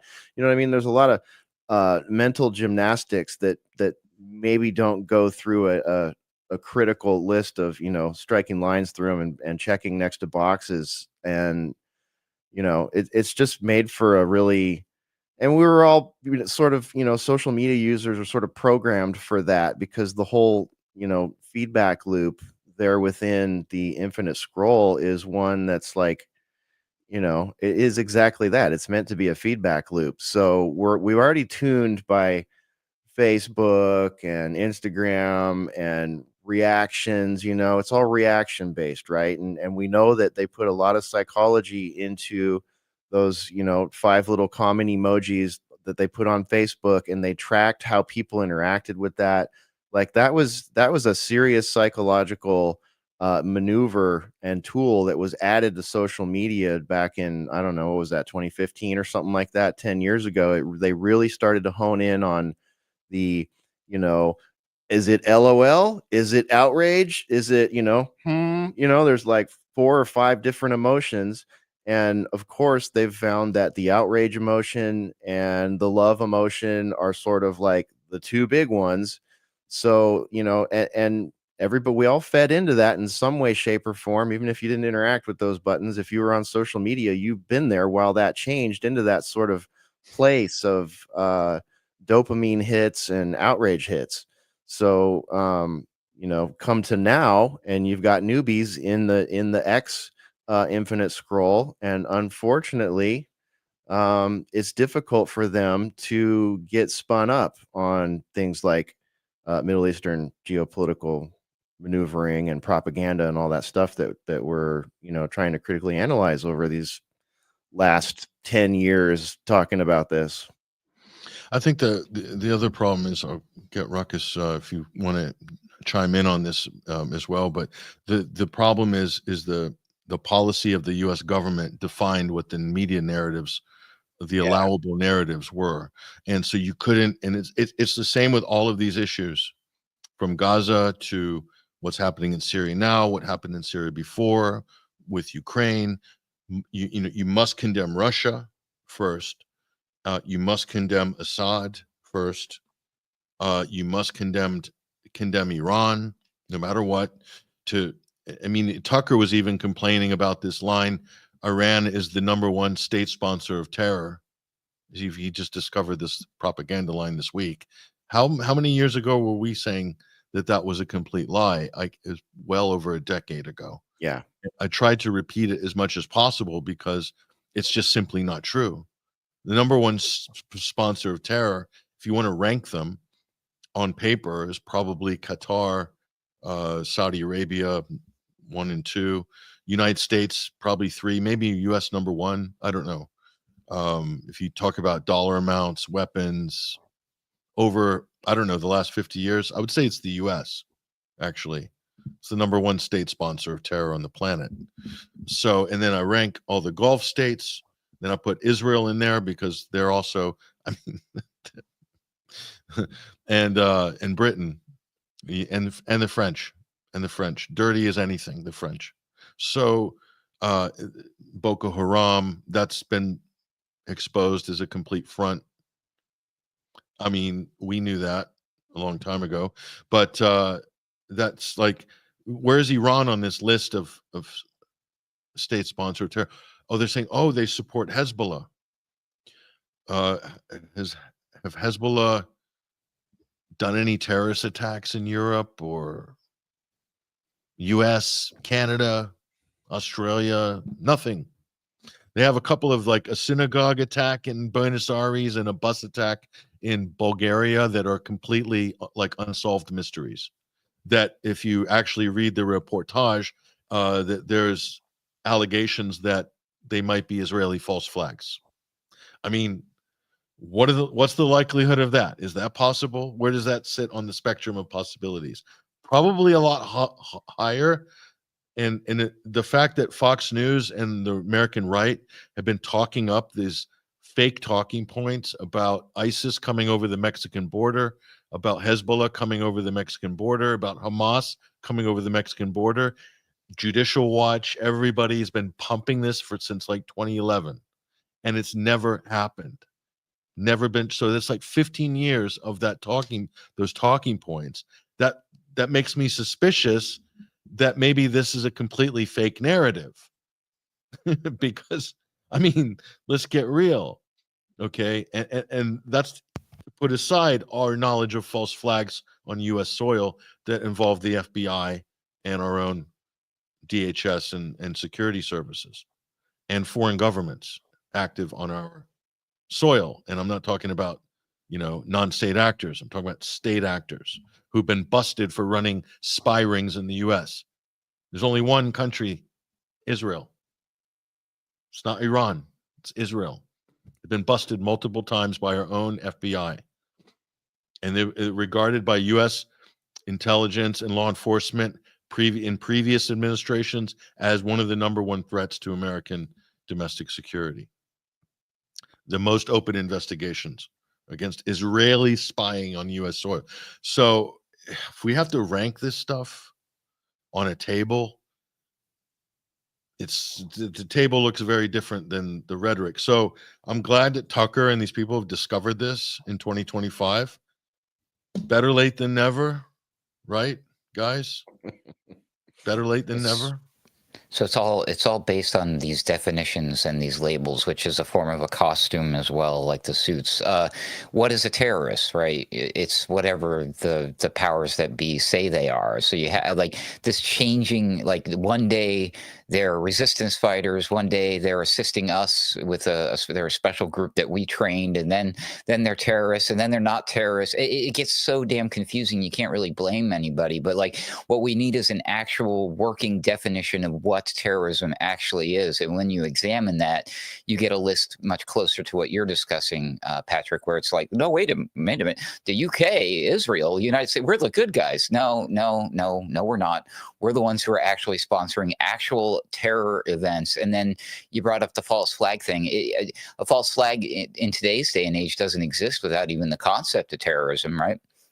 And it's just it's so baseless on its face. It's so ridiculous. I mean, it has to be so ridiculous and so stupid that if you honestly believe it, no matter who's telling it to you, then you know what? Like the elites think, you did it to yourself. It's your own fault if you're that stupid to believe that Hezbollah or Hamas, of all people, are coming across the border to come kill Christians in the name of some holy jihad, because that's how they defend the genocide in Palestine. Like, it's crazy. And then the other thing is it's all politicized. It's like, the one that's bugging me is this anti-Semitism law. Like, if Kamala had won the presidential election this time around, if she passed a law, do you not suspect, do you think that maybe the Republicans would say, hold on, we don't necessarily agree with these dirty terrorists out there in the Middle East that we know nothing about, but we don't like what these sneaky scumbag Democrats are doing and against the First Amendment. They would stand up for the First Amendment. They would not have any part to do with this. But since it's their guy doing it, they're all for it. And that shit needs to stop. That's why we're in trouble. That's my personal opinion. Well, I think the rhinos would if Harris passed these anti-First Amendment laws that they're pushing now, the rhinos would support it. They would support curtail. The MAGAs would be against it, but because Trump's in power, the MAGAs are silent. So well played, lobby. It's a chess. It's political chess. Let's be honest, guys. It's political chess, and they have played it absolutely beautifully. They could not have done it actually under the Democrats.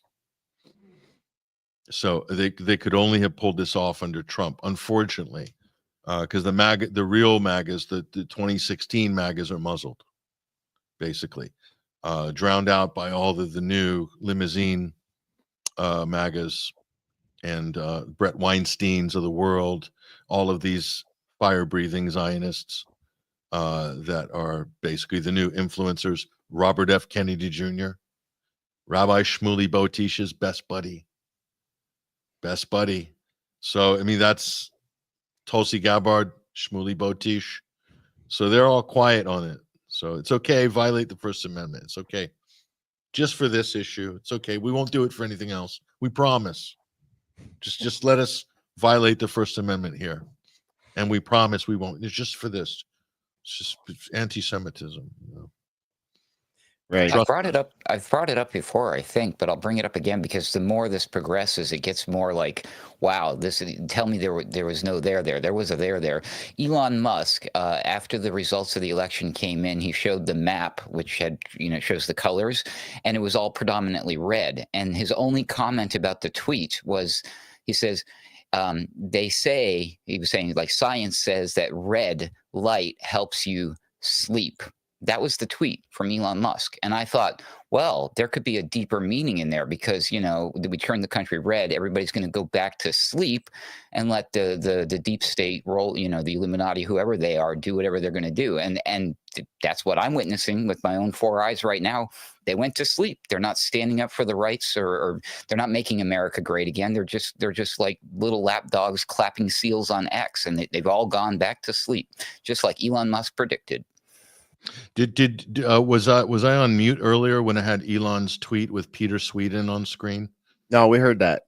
You heard that part. Okay. Yeah. I mean, that's just a typical Elon job there. And so Starlink got banned in South Africa, and Elon's blaming it on racism. He's saying, he tweeted out, I've been banned. Starlink's been banned in South Africa because I'm white. So the level that this guy's playing at is dangerous, and it's insulting to people's intelligence, because that's not why Starlink is banned. More likely it's banned because he started a race row because of his, again, mischaracterizing an issue on his platform. He claimed there was a white genocide happening in South Africa, and even the South African farmers were coming and saying, no, that's not happening. But Elon already ran with it, and the American right and Tommy Robinson are right behind him. And basically then Marco Rubio next thing is saying that we need to sanction South Africa. And South Africa went ballistic. They're, what the hell is going on? And so Rubio didn't back down off his comments.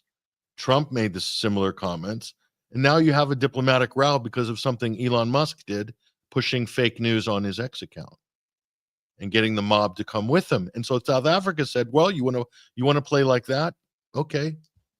We're going to cancel that. We're going to block Starlink and see how you like that. You want to mess around with our trade, which is blatantly what Musk is doing. This guy is literally, when it comes, he might be very smart at rockets and tech startups, but he is a complete idiot when it comes to politics.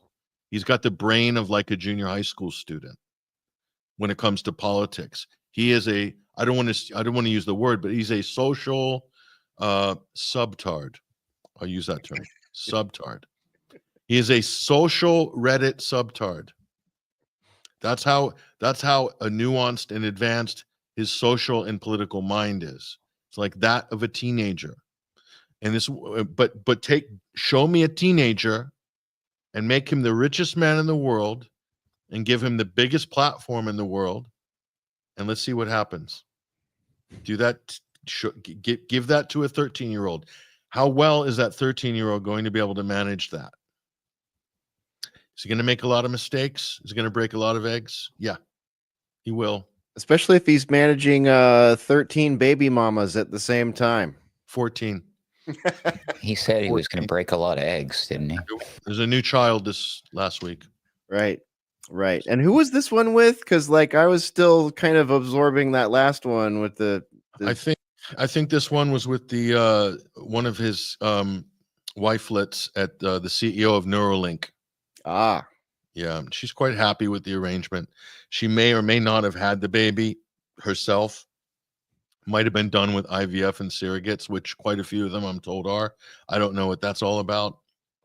I'm not rich enough to be able to live like that, but where does he find the time? My goodness, it's just boy, his to-do list is vast. So his sales pitch to the girls at parties, I mean, this is what was written. I don't know who wrote this in an article. They said you approach women at Silicon Valley or these celebrity parties, say, do you want my genes?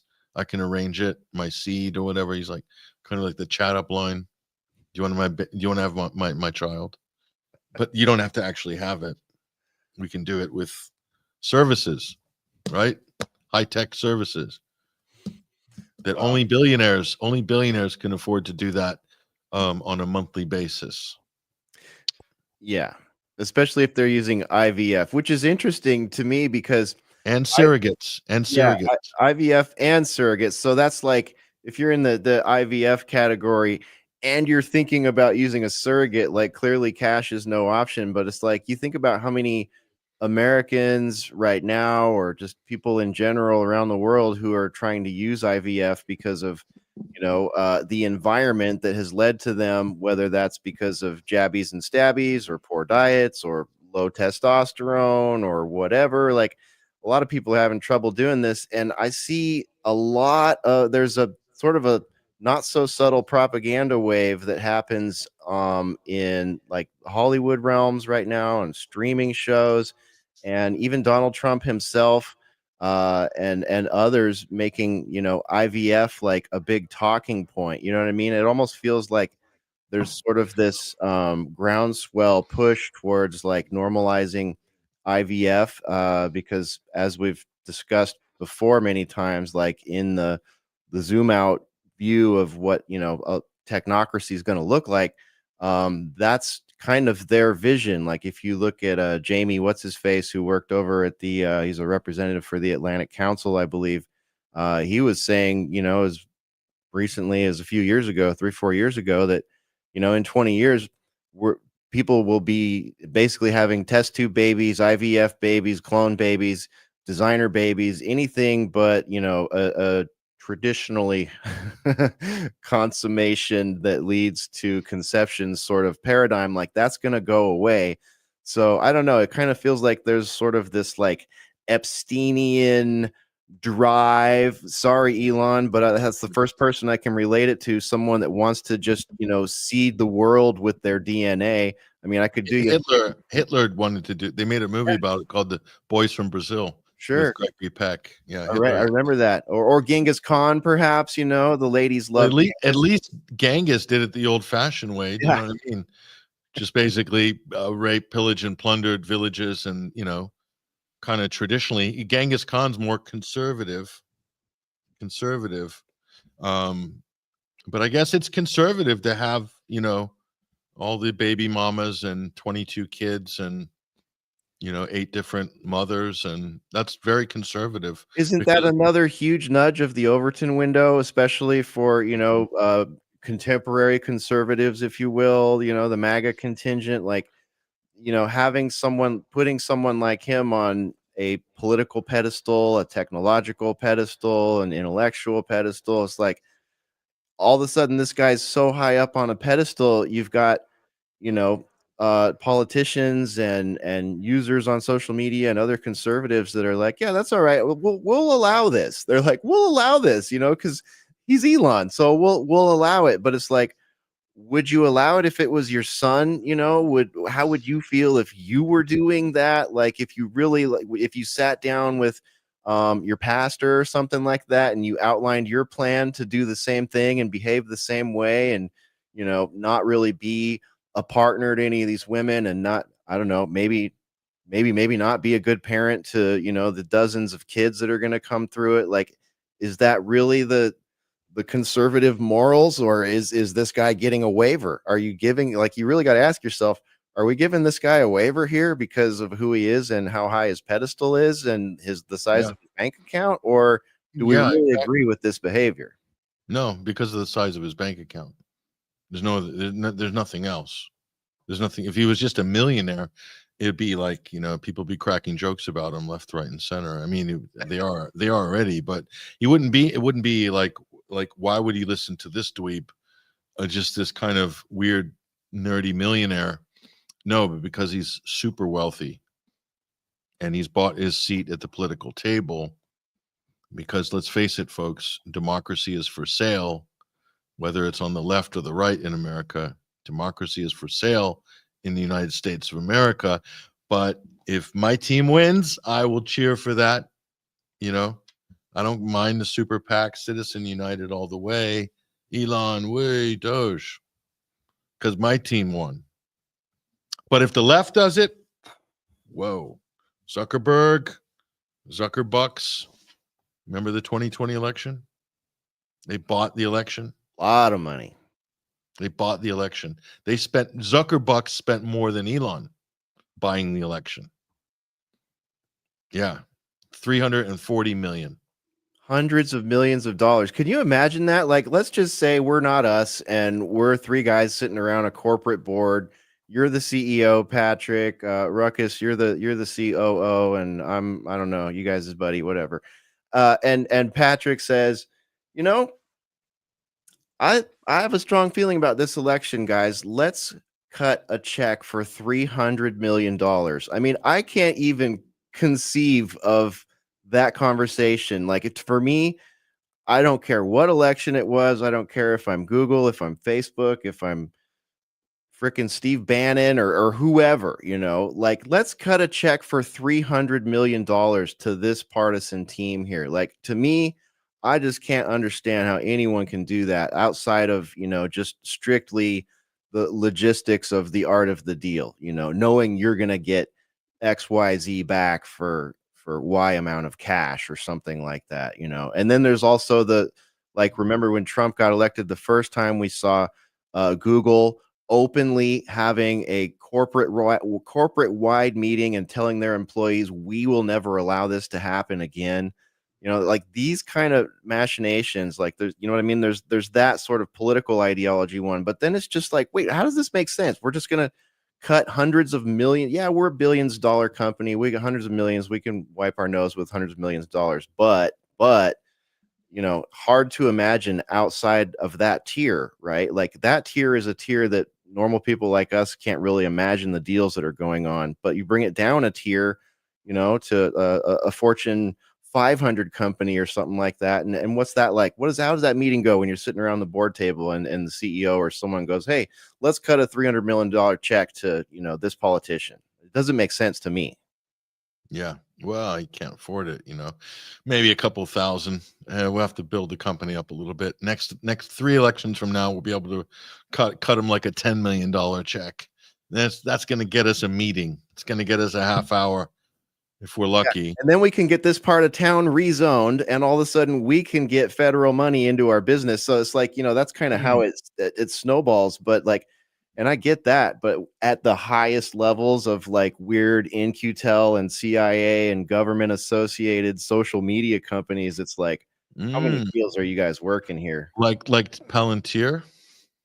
Perfect example. Well, how much money do I have to donate to get a sit-down interview next to the president with Fox News's, oh God, who did the interview? What was that? The football guy. Shoot. Oh, what's his name? Football guy. What? football He player. throws the football. He throws the football in his show. The Fox News host. He interviewed the president and Donald Trump together. Oh, Hannity. Sean Hannity. That was like the first time I'm like, I've never seen anything like that before. Like, you talked about Mark Zuckerberg, or you look at someone like Bill Gates and the amount of money they've contributed to previous. None of their contributions got them a sit-down interview next to the president with any mainstream media. It's crazy. The bar now, it's been set. How much to get that? How much to get to turn the White House into a co-workspace? It's minimum threshold 250 million. That's the minimum. How much to have your people have a frequent flyer White House pass in and out whenever they need it? That's 250 million, $250 million.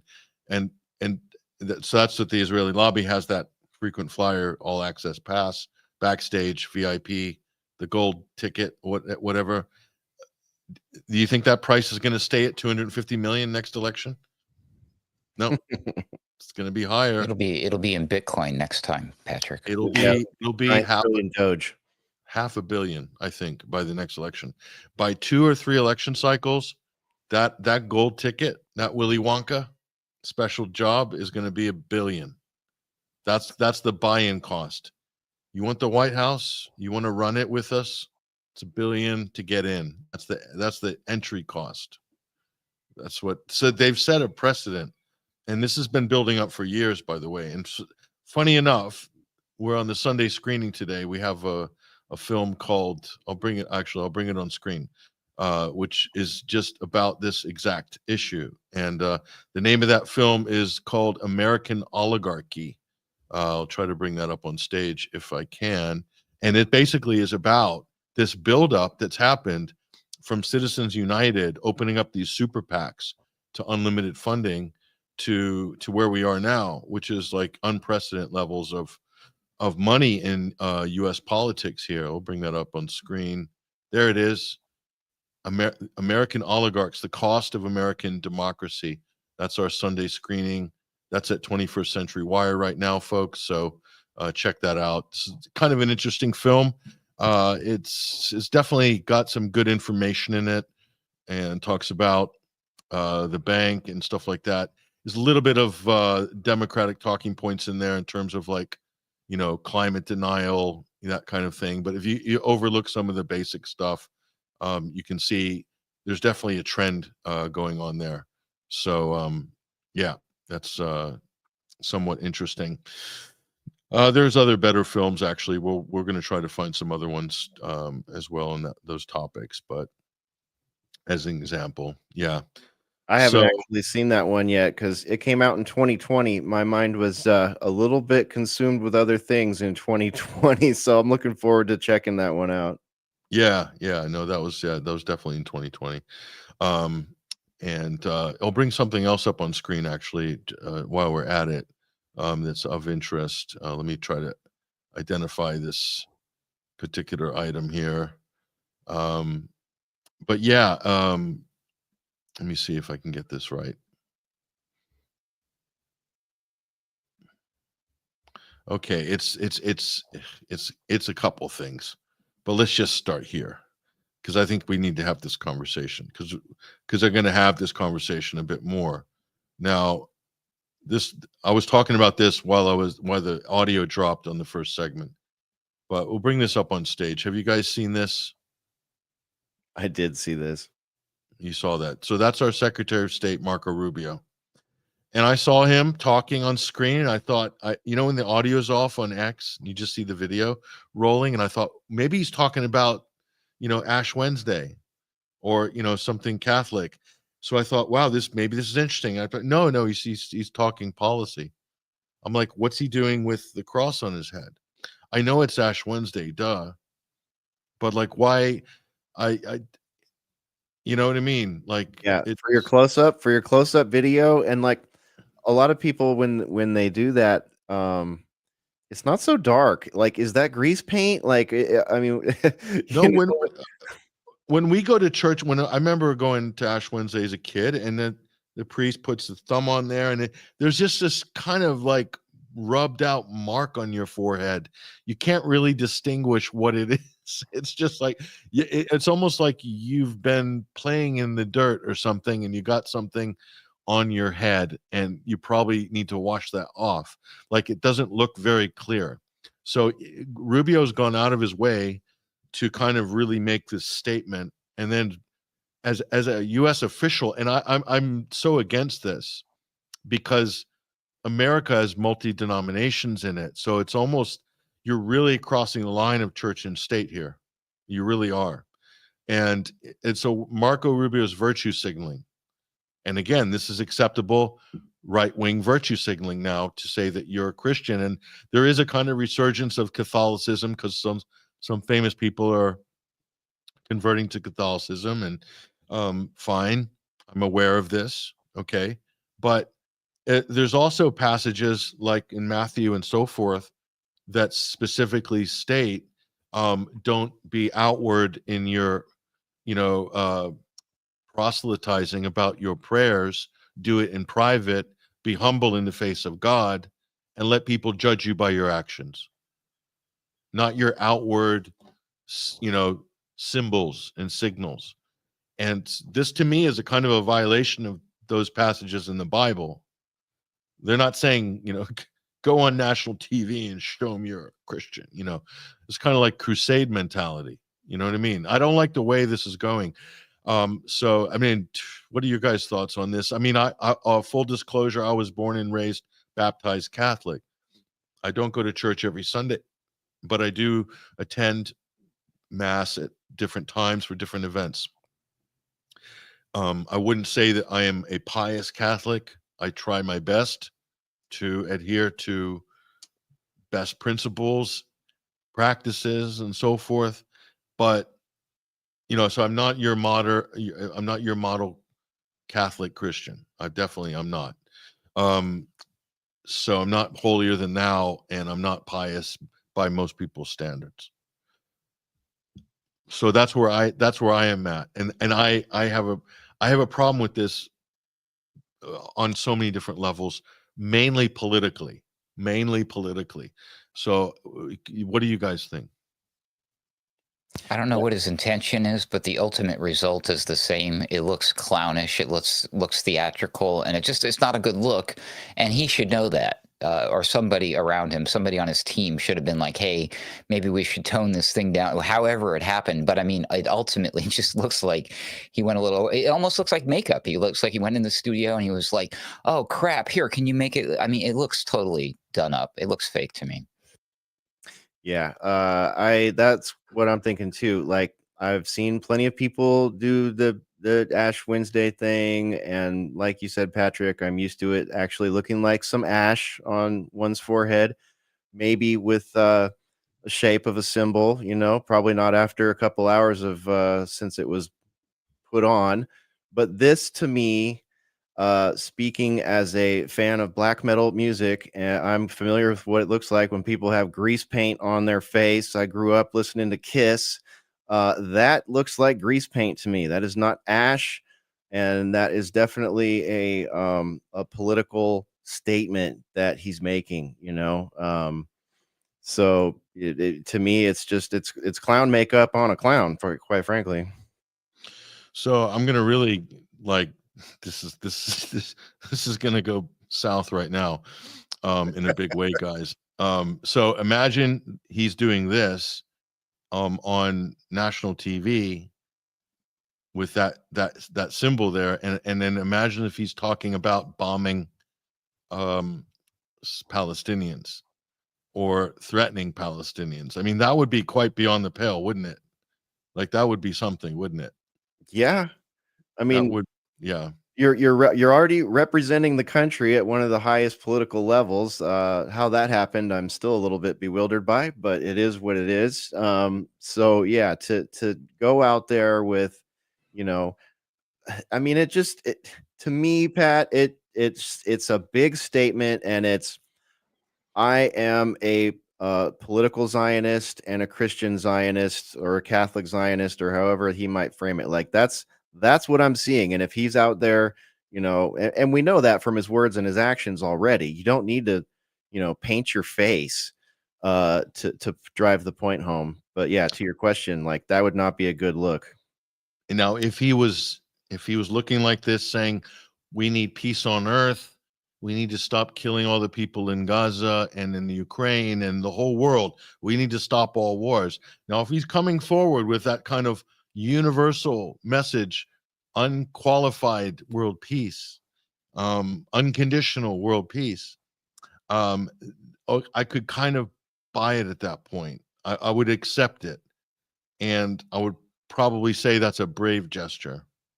That's a brave gesture, and if you feel that strongly about your faith, that you're willing to paint a cross on your forehead and call for world peace as Secretary of State, I would say that's a pretty brave thing to do. And I'd probably applaud you for it, even if I wasn't a Christian. But that's not what he did. Let's take a look at what he actually said here. And pretty shocking to say the least. This is Marco Rubio. Marco Rubio is with us. Mr. Secretary, good to have you. Thank you for being with us. People don't realize the president meets with these people. He hears their stories. He's outraged, and rightfully so. He's tired of watching these videos every weekend where hostages that are emaciated are released and bodies are turned over, and sometimes it's the wrong bodies, and this 5 here and 3 there, and these games that are being played. And he's lost his patience with it. He's been very clear about this from the beginning. He's created space and time for this to be solved. And now it's time for seeing it come to an end. It's enough of this already. These people have been in captivity now for over 1.5 years.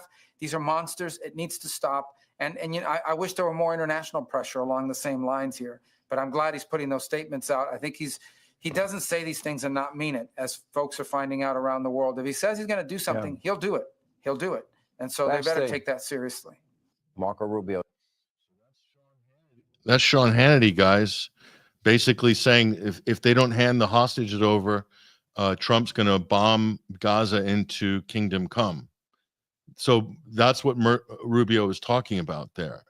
He's no mention of the 7,000 or 8,000 Palestinian hostages kept in Israeli gulags that are actually being emaciated, starved, tortured, killed, having limbs amputated, and raped. They don't exist. So again, he said, remember, it's the double standard of Christianity, that this idea that only our side matters in this political conversation. So, and him doing this together with this is so wrong. And it's not. I can show you worse. By the way, I could show you worse. He wasn't the only one. There was Laura Ingraham and so many of the other people were doing the same. Look, guys, they have mass at 5 or 6 p.m. on Ash Wednesday. You can go to a late mass and then don't do any media segments at night. Have dinner with your family, pray, reflect on Lent and get prepared for Easter. You don't have to go on TV. You could leave the cross on. I do all your media spots before mass. I mean, that's what if I had this problem with my parents, they said, "What? But I have a school play afterwards on Wednesday night." They might say, "Well, maybe you should go early in the morning and then maybe wash it off after lunch and don't feel bad. There's ways around it." But this guy is. If this was done in the makeup room or in his office or in a green room instead of in, a wholly appropriate setting, that's pretty pathetic. And that's exactly what I'm guessing this was. That was put on in a green room at Fox, or if he's broadcasting remotely from somewhere, that's where that was put on. I would be willing to place a bet. Oh my God.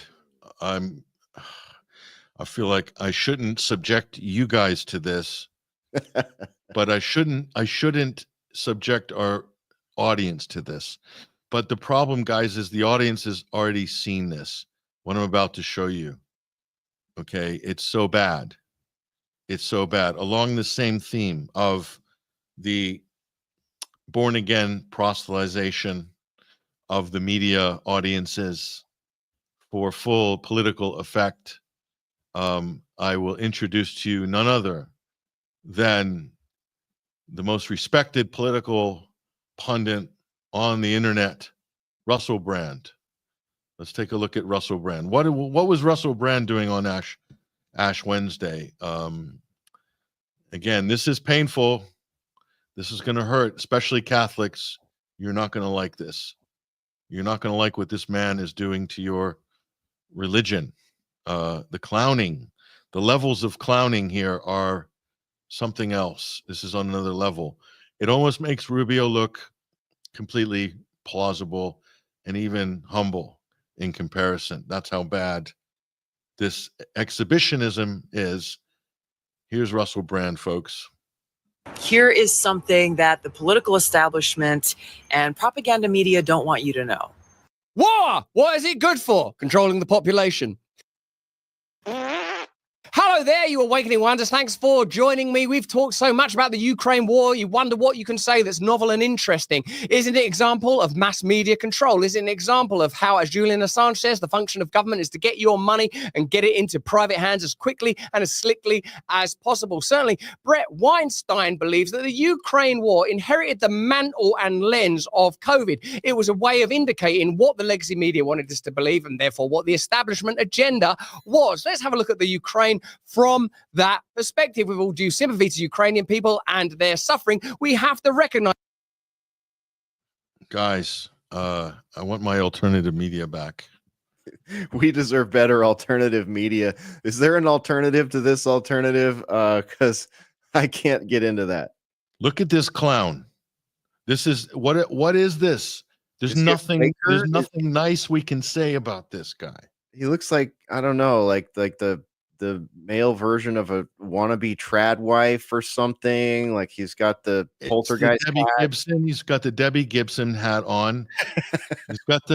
he's got the cross on. He's doing LARPing Jesus with the long hair, and then he's got the kind of new age guru loose knit sweater, low hanging V-neck, and then a big bling, Christian bling around the neck. And he's all over your Rumble feed. Okay. This guy's too much. And he was joking about having a cross on his head. I don't want to play any more of the segment because it's too painful, but kind of making a mockery of Christianity in his clownish way. And it's not serious.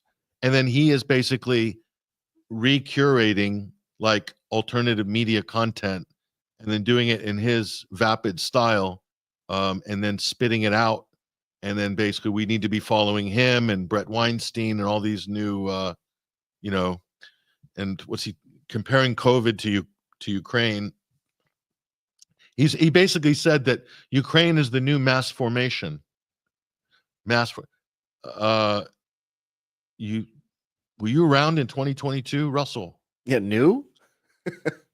Were you around when everyone was changing their profile pictures in 2022? That was 3 years ago. So it's the new mass. No, it's a mass formation now because the new right is made this the big issue. We need to stop the war now. We need to be friends with Russia.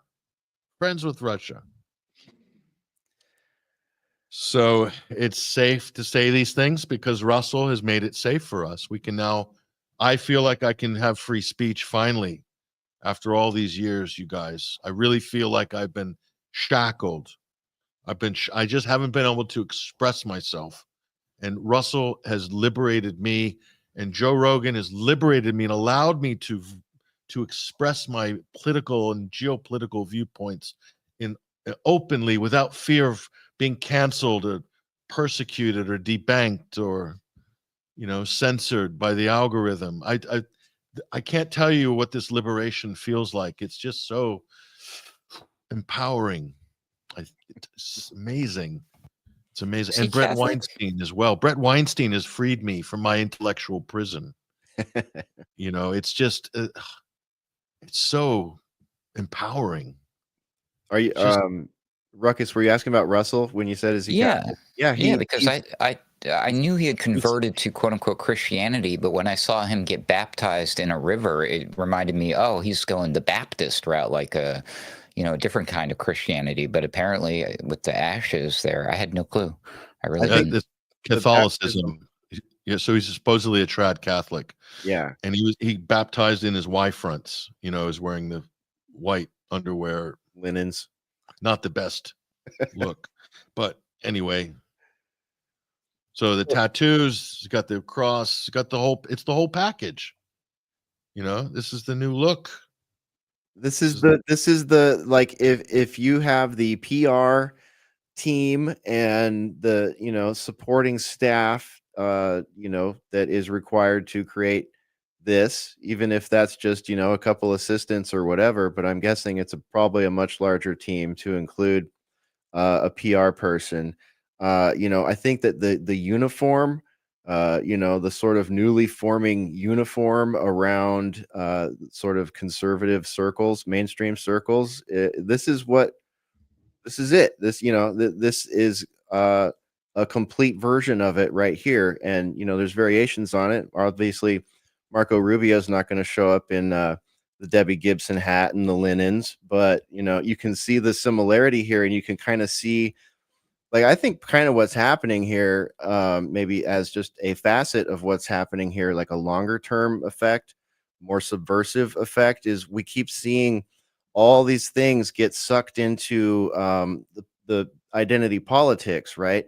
And religion arguably has been in that for a long time now, but now that we've got cool new conservatives that are willing to have 14 baby mamas that they do via IVF and surrogates, or this kind of stuff. It's like I feel like there's a repopularization, a rebranding of actual religion, happening. And this all kind of leads into that. And you can see the opposite with like, let's call that a Republican sort of tenet, ever changing Republican tenet. But on the Democrat side, like, their tenet on this also very much radicalized into almost a militant atheistic sort of front. And what this does for me when I'm backing out and just kind of looking at how people on the two identity politics are going to frame what we're seeing here between Rubio and this guy, it's like what they will see is the blinders will either go up, or you know what I mean, the outrage will go up, and the blinders and middle fingers will all go up if you're on that left leaning or extreme left political identity politic. And on the right, you have now a new window of acceptance for what you might think someone who's a Catholic looks like and how they would portray themselves. You know what I mean? It's adding to the polarization. It's adding very like just visually oriented things that will either attract you or deflect you, politically. So it's like we're getting into a set of media aesthetics here where, again, the polarization is just going to be so bad that people of one mindset will not even listen to, or will immediately reject, or come up with opposing talking points based on what someone is presenting themselves on as looking. And then on the other side, they will immediately gravitate to it because it's the cool new conservative thing. And you know what? Maybe this is so cool. Look at these Viking guys and looking guys in their underwear. They look like techno Viking. They probably used to party like I did. Maybe I should become a new school MAGA Catholic convert and I can be cool like these people. You know what I mean? Like there's something happening here at like a cultural engineering level, I think. I mean, I don't know. Maybe I'm wrong. Maybe this is all just organic, but it kind of doesn't feel like it. Yes, yeah, they're sporting the Celtic tattoos. Is definitely the Viking look, and then obviously, if you're if you're uncomfortable with cold water, you should wear a wetsuit when you get baptized. Of course, this is just for safety precautions. But really, the one here that I admire most, of course, is the POV Garfield, the cat, looking on, probably thinking, "What on earth are these guys like? Where did they come from? Who is this guy in the white Y fronts? Oh, that's Russell Brand. He's a big influencer." So obviously it'd be impressive. Any cat would be impressed, wouldn't they? Just sit there and watch that. I thought it was the Shiba Inu Doge dog when I That's saw what the was animal. thinking too. The Shiba Inu, yeah, that would be pretty cool as well.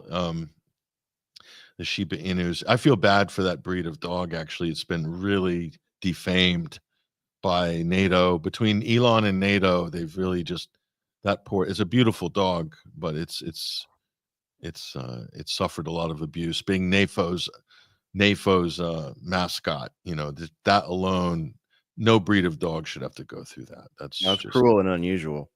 It's just we should call the was it the RSPCA? Yeah. Is that the RSPCA? SSPCA. Yeah, Any- the PCA. PETA, perhaps. Where's Pam Anderson when we PETA. need her? Yeah. Adam Kinzinger needs to be reported to PETA for cruelty to the Shiba Inu dog class. Adam Kinzinger and Matthew Van Dyke, these two NAFO fellows, senior fellows, coordinators of the biggest troll army on the internet, which has been defunded, I heard, because I think they received USAID funding that helped to fund that troll army that attacked Americans and people who had dissenting opinions on Ukraine who didn't like Zelensky. But anyway, that's another story. But yeah, Russell is he's the new role model for all things pious, and if you want to be redeemed, he's your guy. It's redemption for him, certainly, from his a life of debauchery, which he talks about a lot. I was disturbed. Let's take our moral cues from P. Diddy's buddy. Okay, sounds. Let's not all forget he's in there. Plenty of P. Diddy time hanging out with him. I'm not casting any accusations, just saying there's an association. Why would you? Might want to consider. What's funny is P. Diddy didn't make any Hollywood films except one, Get Him to the Greek. And right. It was with Russell Brand. Yep. And they were best buddies. Did everything together. I mean, everything together. So there was a very tight relationship at the peak freak off time. So seeing that P. Diddy is on ice right now, sharing a cell with Sam Bankman-Fried, awaiting the trial of the century. Russell, we want to know the details. We really do. Like, where were the parties? What happened? What you guys get up to? How many pallets of lube can be on your private jet before you can't take off? I don't know. Baby, Pam Bondi is on it, guys. Don't worry. Oh yeah. Release the files. Yeah. Anna Paulina Luna's on it. She's just put a Dropbox link up saying, if anything drops, it's going to be on this link, everybody. We're going to release the files. Yay. You guys excited? You guys excited? Everything, 9/11, JFK, RFK, she's delivering it all. It's going to be like Area 51. Everything. Yeah. Full disclosure, guys. Be excited. No redactions, nothing redacted. Yeah, no, minor redactions, just victims. I'm so glad that Trump put her in charge, because I just feel like the whole thing is in safe hands now and nothing will ever come out, and we won't be bothered by any of the pesky details of most famous and consequential president being shot in cold blood. We don't really want to know the details of that. Let's be honest, you guys. It's better that they put Anna Paulina Meyerhofer Luna in charge of that, and I'm sure Pam Bondi's going to get to the bottom of it. I mean, yeah. Just make Probably sure won't get the info she requests, and some people will have to be fired, and then we'll have something else to think about, and we'll forget about the fact that not only are there all these like low-hanging old conspiracies to titillate all of us out here in internet land, but just never mind all of the insane atrocities that have happened in this country directly here by our government to us in the last 8 years or so. Never mind all that. We don't need to adjudicate any of that stuff, all the treasonous activity, all that kind of stuff. So yeah, talk to me when we get to that point. But if we do find anything, they're going to give a binder to Libs of TikTok, Yeah. DC Drano, and Mike Cernovich, and just so you guys know that it's all in safe hands.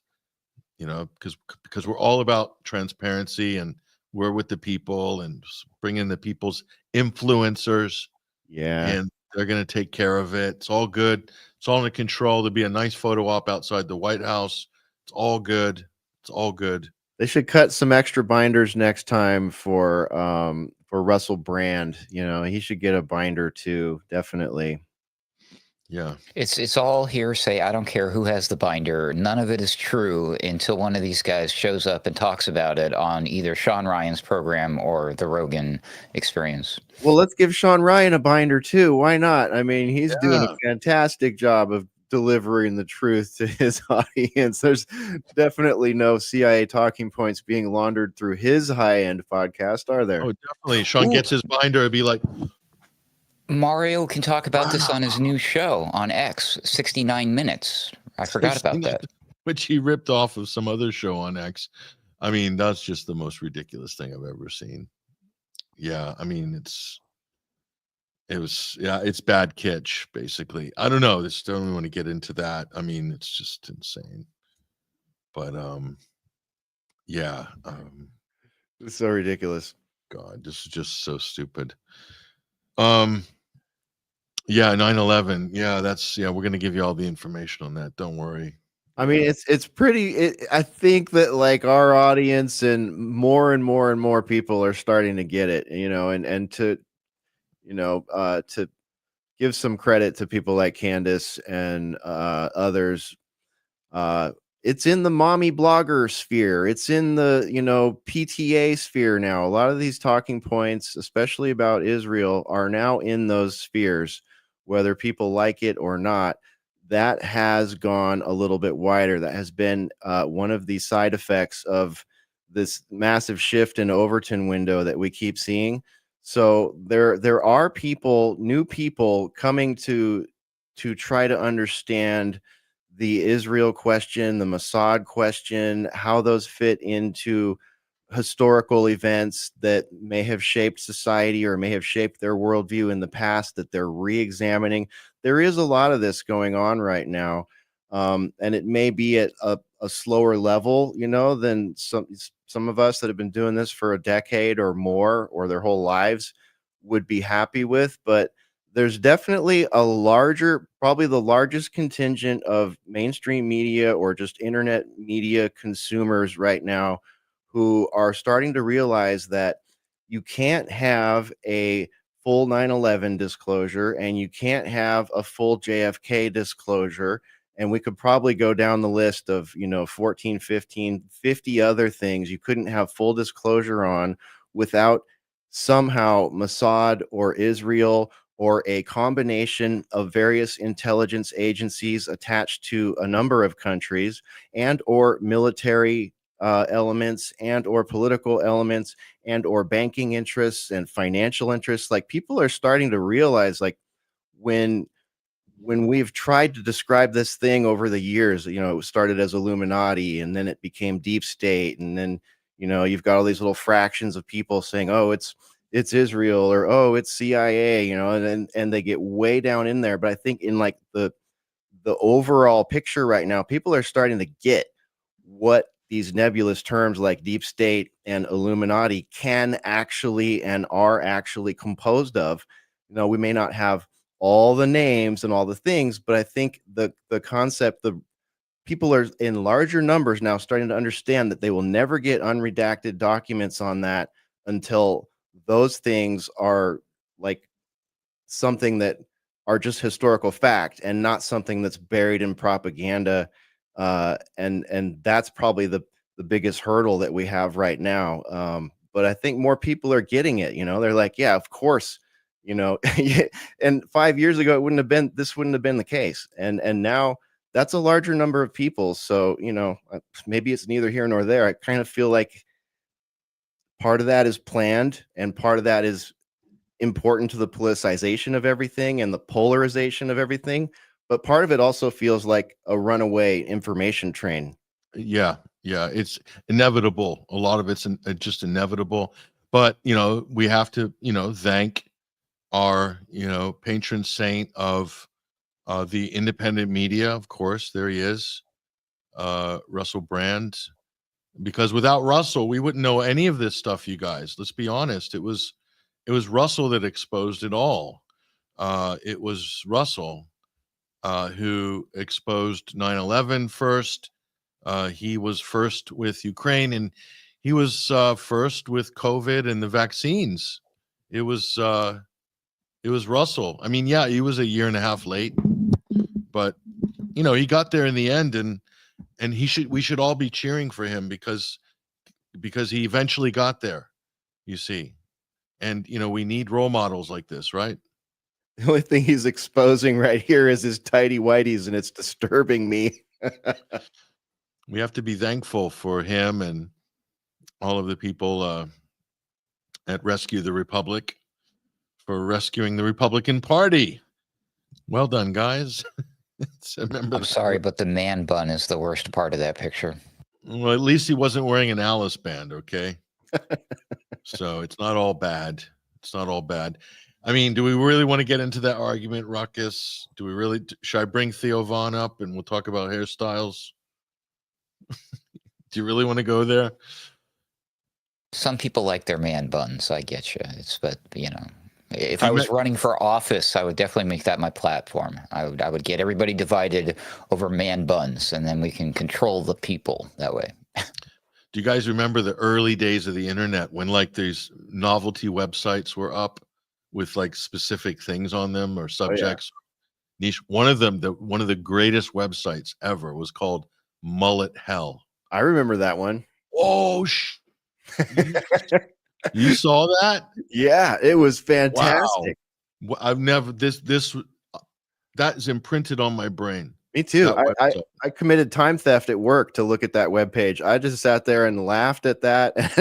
And the funny thing is now, like the mullet is, I can't say it's back. Yeah. Like, and it's not just back because men are wearing it. It's back because men are wearing it and women are attracted to it. And that, my friends, is the craziest part. Palmer Luckey, who's like tech bro turned defense mogul, he rocks a mullet and a Hawaiian shirt, totally like shamelessly. So, like almost a rat tail mullet too. Remember the rat tail? Like he's got a combo like mullet that goes into like a diamond sort of like rat tail shape. I mean, it's bold. No one saw that coming. That resurgence, right? That even beats. Remember when disco came back in the was it the early 90s? No, it was early 90s. Yeah, disco. No one saw that. I mean, that was difficult and surprising, but the mullet, who would have thought? I'm still blown away by it. It was that was soccer players, soccer rockers, and in America, football, soccer. But that was a requirement. You couldn't play men's soccer in America with that. If you didn't have a mullet, there were limits to how far your career could go. Let's face it. Yeah, and we're talking what, like 80s? This is pretty much an 80s thing when it was the biggest, 70s, 80s. That was like, you knew when you see a guy who is like between 5'6" and 5'11" with a mullet, you knew he played soccer. You just knew it during that period because nobody else had mullets. Pretty much, Beavis, Butthead, and the men's soccer team. That was it. That was pretty much it. I mean, even the guys who were bikers had moved on by that point. Right. They'd long moved on. But mullet hell. Interestingly enough, speaking of soccer, did you gentlemen catch the most recent esteemed guest to the White House in one of these pomp and circumstance events that we had recently? It was during the cryptocurrency, the first ever crypto summit that the White House hosted. Before all that, they hosted the head of FIFA because we're hosting the World Cup. Is that this year, next year? But we're hosting the World Cup. It's going to be big. It's a pretty big deal. It's next year? I think or so. This year? Yeah. Okay. Well, the thing is, I guess that Trump arranged all of this under his first administration, and then apparently it was looking like he wasn't going to be president when the event took place because he was thinking he was going to be president 2 terms in a row. But since he skipped his term, everybody's making a big deal about how that not only did Donald Trump get the FIFA World Cup to come here to America, he's also going to be the sitting president. So the guy, I forget the guy's name who's head of FIFA, presented the FIFA the trophy, and it's this giant, it looks like a gold disc, it looks like a coin, and it's got a key, and you unlock it with the key, and then it turns into this like 3D statue. It's crazy, but it was a lot of pomp and circumstance. It's all golden, and it fit in with this whole golden era thing, and they were going crazy. They talked more about that than they did cryptocurrency during the crypto summit. It was funny. Were there people with mullets that showed up, or? No, but there's these billionaires. They don't dress the way that they told us they were going to dress, like in the comic books or the movies, do they?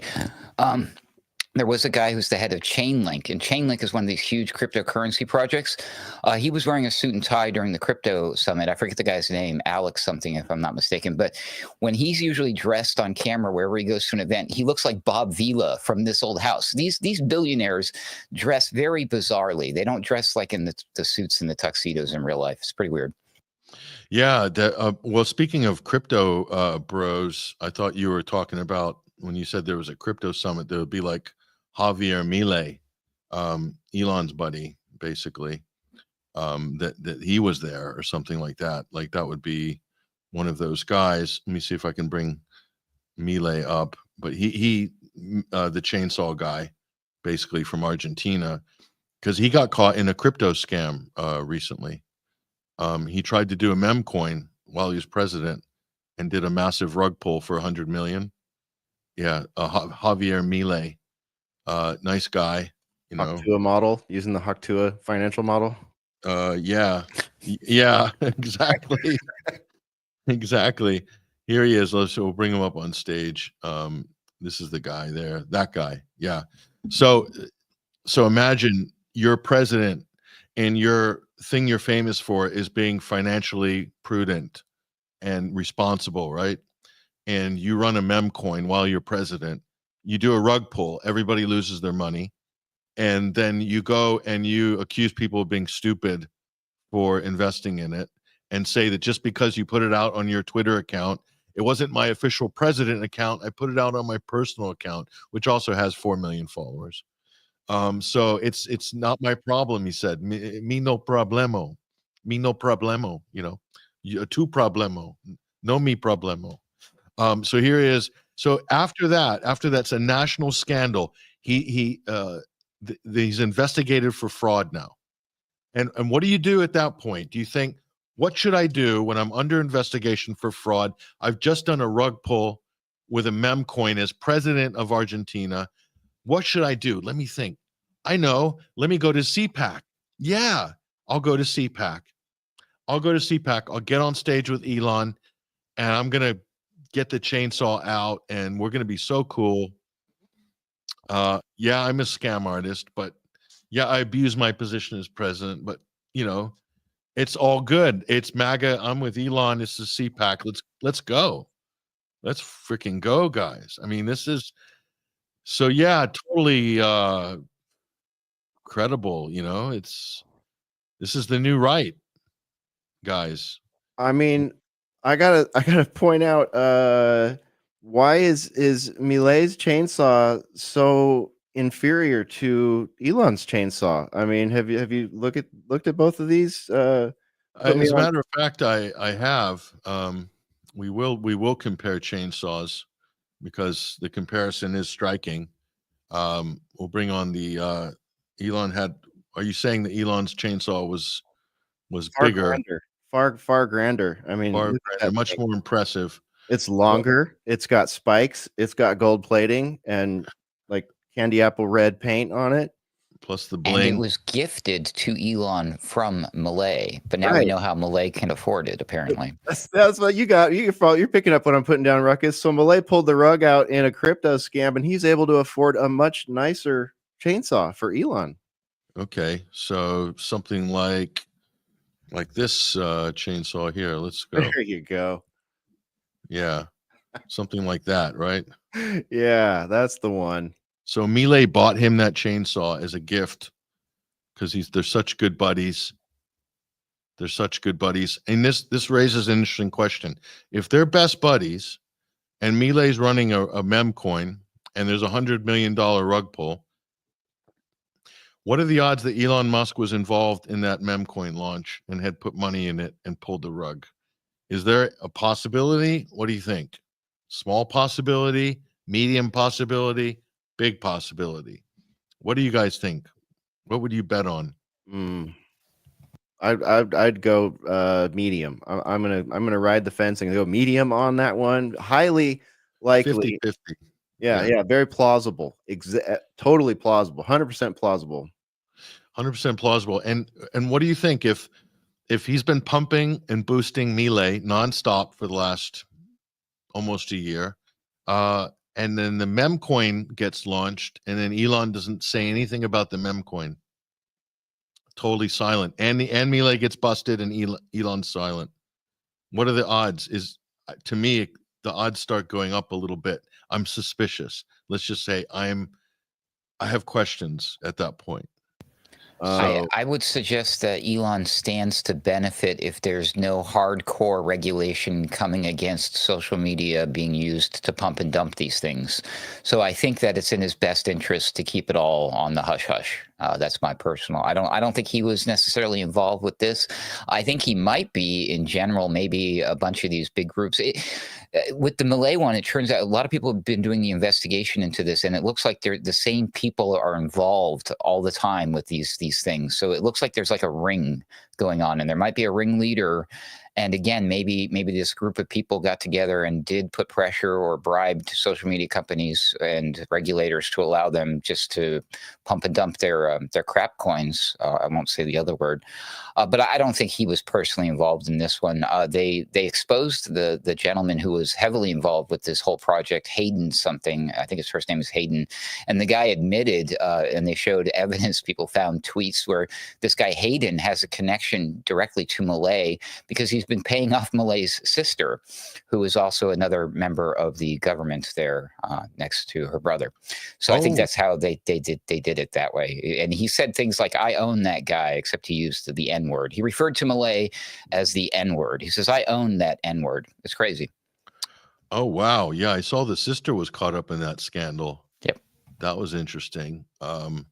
Well, like, since we're on the topic, and this might be a good philosophical note to end on here, folks, but this is from CPAC a couple weeks ago in Maryland. And, you know, when I see this type of thing, I think to myself, I can't remember who said, maybe it was my mother, I can't remember, said, "All the money in the world can't buy you class." Yeah. So that old proverb still rings true. And, you know, this was just the most god-awful scene you could imagine. Can we send this in a time machine back like 10 years and just say, people, will you believe that this is going to happen in 10 years from now? I'm not even going to comment on the fact that he may or may not have been under the influence of something, because he was acting very strange when he did that whole thing. So that's kind of a weird one. It's the gas fumes coming off the chainsaw, Patrick. Of course, you and I, or no other professional could get away with that. But it definitely has something to do with your bank balance. So yes, he is free as the king, as the monarch, special privileges. So yeah, this is a merit-based society. So listen, I predict that a lot of stuff is just going to end in tears. There's going to be, politics is politics, guys. And when you win, it's important to be magnanimous in your victory and not to rub your opponent's face in the pavement too hard, because it can be used to motivate your opponent. And one day you may not be in power. And it's always good to play good cricket, as they say in England. But Elon hasn't been playing good cricket, so unfortunately. So I think he's a little intoxicated on the trip of being the consummate center of attention and having all this political power, attacking world leaders and countries, threatening countries. I mean, it's just a little bit much. And the old saying goes, the bigger they are, the harder they fall. So I think there's a kind of a proverb there, you know, a fable there, and this guy is completely, I mean, it's gonna, I'm, listen, the left might be really clueless and lost, and they have been for a long time because of Russiagate and Trump derangement syndrome. But at some point, they're going to kind of get it together, and they're going to have some very strong arguments to make. Whether those are substantial or not is beside the point. They will be politically viable arguments, and they will be used to mobilize the masses. And when that happens, all I can say is, you know, it will be game on at that point. So you don't want to give people additional motivation to really, really hate you. But that's kind of like Elon's on a bit of a trip, as are quite some other MAGAs as well. Their extended victory lap will extend for a little while longer, but you got to focus on what you got to deliver on the dream. And Trump's come in with some big expectations economically. And if he doesn't deliver on those by midterms, there's going to be, you know, they might be looking at a swing in the House or the Senate or something. So I'm just saying, this is politics. There's no way around it. I'm afraid that some of these factors, you know, that sort of hope for decorum and enough forbearance to realize that the pendulum will probably swing back the other way. Like, I'm afraid that stuff is all baked into the cake now, and we're probably never going to go back to that. I think the right-left polarization, the politicization of everyday normal things like religion and health and all that has really put us in a dangerous spot moving forward. The partisan beatings shall persist at this point. I don't know if you saw the address to Congress, but wow, that was a stark view of, like, you know, what our political future looks like as it pertains to right versus left. Yeah, that was pretty divided, pretty bad. Pretty bad. Yeah. Pretty bad. So like I'm looking at that, guys, and we'll wrap it up in a moment. But like I'm practical, right? I'm practical. I don't want to be hated by like half if I was in charge, or you know, if I was in the Senate or House. I don't want to be hated by half the country's representatives. There has to be some common ground that you can build there somehow. You really have to work hard to make that happen. Maybe it's impossible in the short term, but I don't know. It's like there's also a limit to how many victims of woke policies you can thrust down the throat of the public during a joint presidential address. There's limits. Okay, 1, maybe 2, 3. But when you get into 4, 5, 6, 7, and 8, it's a little bit much at that point. And as much as I support the issue and the intention behind it, there is also a fine line between using people as a political battering ram and, you know, being sympathetic to their plight. And I thought that they crossed the line a little bit there. And I'm not, I just hope conservatives and Republicans would be a little more classy about it, you know, a little more sophisticated, a bit not to be like the other side. Don't be like the other side, just be better than the other side. And I'm worried that things have descended into a very low level, let's just say. That's what I'm saying. It felt like when I watched that, I was just like, how many years is it before I start seeing scenes on Capitol Hill in Congress that remind me of things I've seen in other countries where chairs are being thrown, fists are clenching, or people are being thrown. Like, we see this in other parliaments and other places around the world before, and it's always like, oh my gosh, that must be some sort of third world country, or boy, they're having some crazy political strife over there. But now it's like you can easily see how this could, you know, turn into freaking Lauren Boebert and AOC in a fist fight or something like that. Well, it nearly happened. Who came close with Al Green? Al Green stood up and was haranguing President Trump. They had to bring Mike Johnson, made the signal, bring in the sergeant of arms or whatever, the bailiff, and he was carrying a cane. He walks with a pretty substantial, New Jack City cane with an ivory handle top or whatever on it. And then if he had picked that thing up and whacked one of the stewards with that, and then somebody jumps in to grab, and then the Democrat jumps over the thing, and then all of a sudden we're there. We're in the Ukrainian Rada, mate. We're there. Yep. It's Not hard to imagine at this point. Very close. Very close. You can't predict how that's going to go on live television. Like, I'm telling you. So you're right, Hesher. That's unspeakable in the past in America. We never ever even contemplated such a thing. Yeah. It was totally. You know what else is unspeakable? Showing up at a official political event dressed like this. That was unthinkable very recently, but there it is. Yeah. He's so cool. He's such a rock star. He's so cool. He should have showed up dressed like Russell Brand doing the baptism. That day might come. That day might come. He might. Careful what you wish for, Ruckus. If Elon gets high enough into orbit, he might see the light eventually.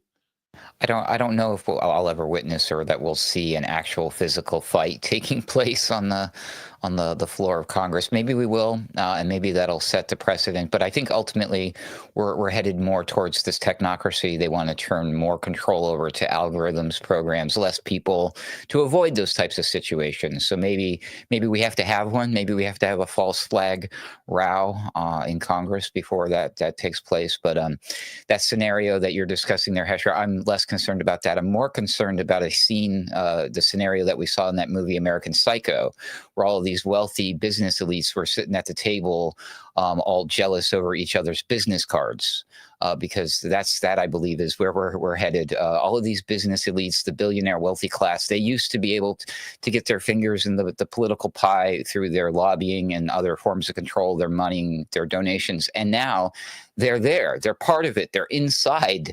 They're doing the thing. We got Elon Musk at CPAC. We got Elon Musk doing an interview next to the sitting president with football man Sean Hannity. And he's going to Mars. Everybody, we're going to take the United States government to Mars. This was the latest SpaceX launch, guys. There it is. So real. This is totally real. I know you love it, Ruckus. There's the catch there. That's the booster, the recyclable booster there. Warning, round Earth. I saw that. I can't unsee that. That was a round Earth. So, and there's all going swimmingly, and then all of a sudden it looked like an Iranian missile attack on Tel Aviv. So this is in Bag Samson Key in the Bahamas, and that's Elon's rocket, second consecutive. What is that doing to the environment, everybody? Do you think that's contributing to climate change? It's okay. It's because it's Elon. It's okay. It's fine. It's fine. And I would if this was anyone else, if this was NASA, Elon would be, we're going to send in Doge. They're inefficient. They keep blowing up rockets. NASA needs to be defunded. They'd be tweeting, defund NASA, but not SpaceX. It's okay. It's all under control. It's all part of the process. Don't worry. We're going to get to Mars and build cities by like 2030. Well, shoot, I hope he does a better job with the government than he did with his rocket there.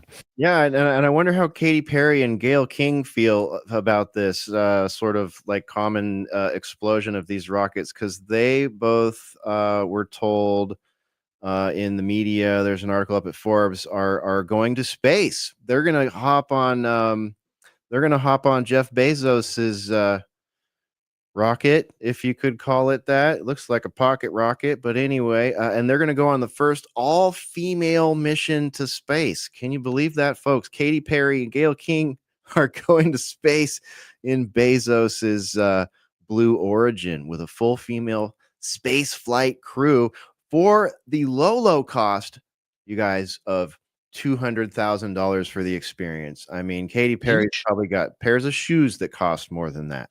Yeah, she's got a handbag that costs more than 200 grand, so it's not a big deal there. Yeah, I mean, you know, I guess is that how Elon's going to fund the Mars mission? Because how much is that going to cost? $1 trillion, a couple trillion. We can just do a Doge, a mem coin. Just call Milei, get some influencers together, and just pump that thing. But they'll probably, the rug pull on that will be so huge, and all of a sudden that'll be the end of the Mars mission. So they'll be like, build it up, build it up. They're like, should we go to Mars, or could I make 100 billion today? I'll make the 100 billion. Fuck the Mars mission. Let's pull the rug. So I mean, this is our future, folks. So I look, if you can't get to the moon, put somebody on the moon, please. Show us that you can do that, and then I will I'll kind of get behind the Mars concept, you know. But let's do the moon. Let's go. Let's spend 55 years. What are you guys afraid of? What's holding us back? Is it the fact that we don't have as good a technology in 2025 as we did in 1968? Is that what's is it computing power? I know we don't have the computers they had in 68. The Texas Instrument 16K running the lunar module. You remember the 16K? Oh TI? yeah, sure. Yeah, the Commodore 64 motherboard. Like, I know that we don't have that level of tech today, but at least try, right? Can we try? Maybe. It's so weird. I woke up the other day and I had on my X feed, there was something from NASA, and they had this whole stream going. I'm trying to look it up on the fly here, because they had footage or they were landing something on the moon this week, and I couldn't help but just think, like, wow, this is like not a big deal at all. Like, nobody's talking about this. And then I tune into NASA's little live stream they have going for it, and it's just like nothing I you know, they're showing some images and stuff. I just thought it was really weird. Just like, okay, they're doing some kind of moon thing. I don't know, man. It's really weird. Yeah, Thursday, March 6th. Carrying NASA technology demonstrates science investigations. Intuitive Machines is targeting their moon landing no earlier than 12:30 p.m. on March 6th. So they had this Nova C lunar lander slated to land on the moon. And, you know, it's like this whole thing's going on X, and like nobody's watching it. I'm just like, wow, this is kind of weird. Oh my gosh. And I think it was a collaboration with SpaceX. But yeah, it's like SpaceX gets, you know, NASA's like a side note now. Like, no one's watching their X feed while they're doing, you know, fake moon landings or real. I don't know which. I couldn't tell from their broadcast because it was not anything of any sort of quality that was helping me discern if I was seeing something real or something fake. They have a bigger following on Blue Sky, Hesher. There you go. Okay. Well, I'm not there, so that makes sense. Okay, it's Blue Sky. So I didn't want to do this, but you guys have forced me. You forced my hand today. I brought this up out of our archives here. This is from 2015. So yes, we've you know, during our very liberal days of conspiratorial days, March 14th, 2015. And this is NASA engineer Kelly Smith, and he is explaining in this video, which is uploaded to NASA's YouTube channel. Okay. He was explaining the risks and pitfalls surrounding Orion's deep space mission to Mars. And he said the problem is that they cannot successfully pass through the Van Allen radiation belts. And I thought to myself, wow, that's quite a disclosure, right? This video was then pulled from NASA, but we managed to rescue it. Luckily, we got a hold of it and we re-uploaded it, so it exists. Unless it's been taken off YouTube. I don't know. Yeah, I've not touched this. I've got a link to the original video there just for the for the people to be fully transparent. But so somebody had captured this and then basically respun it here. So let's see if we can see this. Hold on.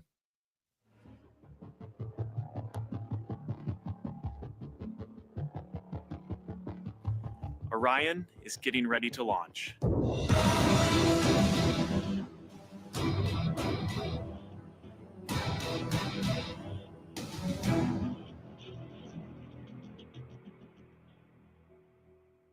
My name is Kelly Smith, and I work on navigation and guidance for Orion.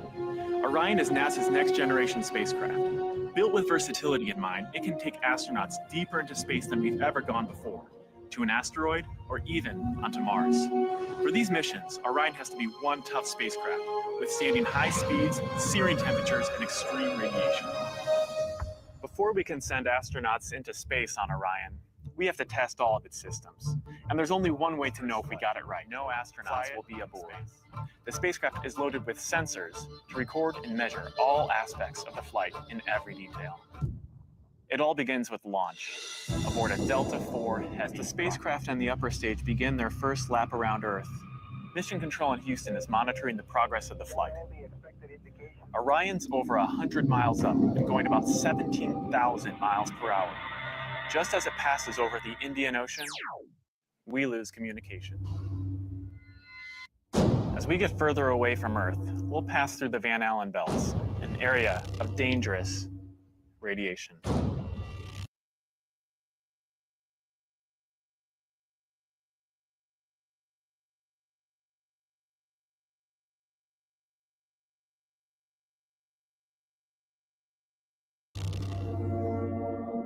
Radiation like this could harm the guidance systems, onboard computers, or other electronics on Orion. Naturally, we have to pass through this danger zone twice, once up and once back.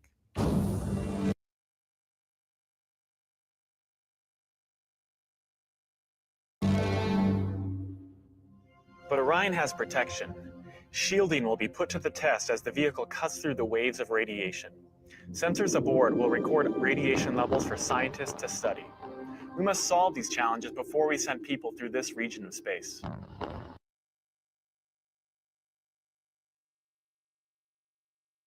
It's great to be a part of this first space flight for Orion, and we're looking forward to beginning a new chapter in human space exploration. There it is, guys. You know, it's the issue. Why they not just study, like, I don't know, John Glenn or Buzz's body? They went through it 4 times. It's great. Right? Yeah, they did, but you know, well, they lost all the files, and the astronauts are all dead, and they didn't test them when they came back, apparently, or they did, but the records have been lost. We lost those, right? Yeah, because they weren't important. You've seen the thickness and the build on like those Apollo 11 capsules and stuff, right? I mean, that was a tin can basically with a TI calculator running the computers, not to mention the strange, what was that, Wi-Fi they used to make those phone calls back to the president? I can't remember. I don't really understand how that works, but this guy's talking about shielding and navigation devices and stuff, and that thing looks a little bit more substantial than the things they sent up there before. It does, and you know, it's very naive of me, but I'm one of those weirdos who thinks that technology is advanced since the late 60s. So I am one of those really wacky conspiracy theorists who believes that somehow we have better tech today than we did back then. I know it's a revolutionary concept, but this is why this problem continues to baffle me. Anyway, that was, I don't know, that was 10 years ago. So I don't know what Kelly's up to today. He might have done a debunking video to deny that he said all this, which many of them do sometimes when they're doing things in public. And then all of a sudden the video gets pulled, as this one did. And then somebody does a podcast and with Neil deGrasse Tyson saying, oh, that's not what I meant. That's not what I didn't mean, that we have to test it. I mean that we already know, and we need to just confirm the results, and it's all a formality, right? And So yeah, or Brian Cox or Neil deGrasse Tyson, or whoever the Bill Nye is the other science guy. Yeah, science guy. Yeah, marginally. So, yeah, so it's all figured out. It's all done. It's all good. Elon's putting out pictures of cities on Mars now, so he said, get ready, welcome to Mars. So I'm sure we're going to see that within Trump's first term. So I think I'm excited, that we're all going to be able to afford to live in a sort of high-rise Dubai style a flat apartment community, futuristic community on Mars. Yep, that's the dream. And here I am over here like some kind of caveman, just wishing that bullets and sandwiches were a little bit cheaper. I mean, maybe I'm not setting my goals high enough, guys. Yeah, that's very selfish of you, Hesher, just thinking about the price of ammunition and the fact that eggs are, $14 for a dozen or something. If you can find them. Ruckus and Spore and I went to town yesterday, and the egg department is basically just empty. And why is that? Because Hesher, that's funny. You missed it. Actually, that particular store had moved them all into a stack in the middle of the store, like on a pallet, for some reason. And I was like, and they were advertising these eggs for sale. I think it was an Easter thing, to be honest with you. Don't worry, guys. Ian Carroll's going to do a TikTok video on it, and it's all going to be solved. So yeah, we can solve this with Cadbury eggs, I guess. Yep. Has nothing to do with the fact that they're pumping a fake bird flu virus, making people believe that there's a thing called bird flu. Yeah. And culling birds and selling billions of dollars of vaccines to solve a problem that doesn't exist. It's nothing to do with any of that. No, I'm sure it's for our own good, and we should eat the fluids that they're going to inject into these birds, regardless of whether they're experimental and they might mess with your genes or whatever. We should probably just do it because they do everything for our benefit, right? It's all about us. As long as you're willing to get down on your knees and worship at the altar of the almighty virus, believe in the virus. That's the main thing. If you guys just keep the faith in the spike protein, the holy COVID spike protein, that rules us. It rules over humanity. We must worship it, fear it at all times. It's not a religion. It's not. I promise. It's not a religion.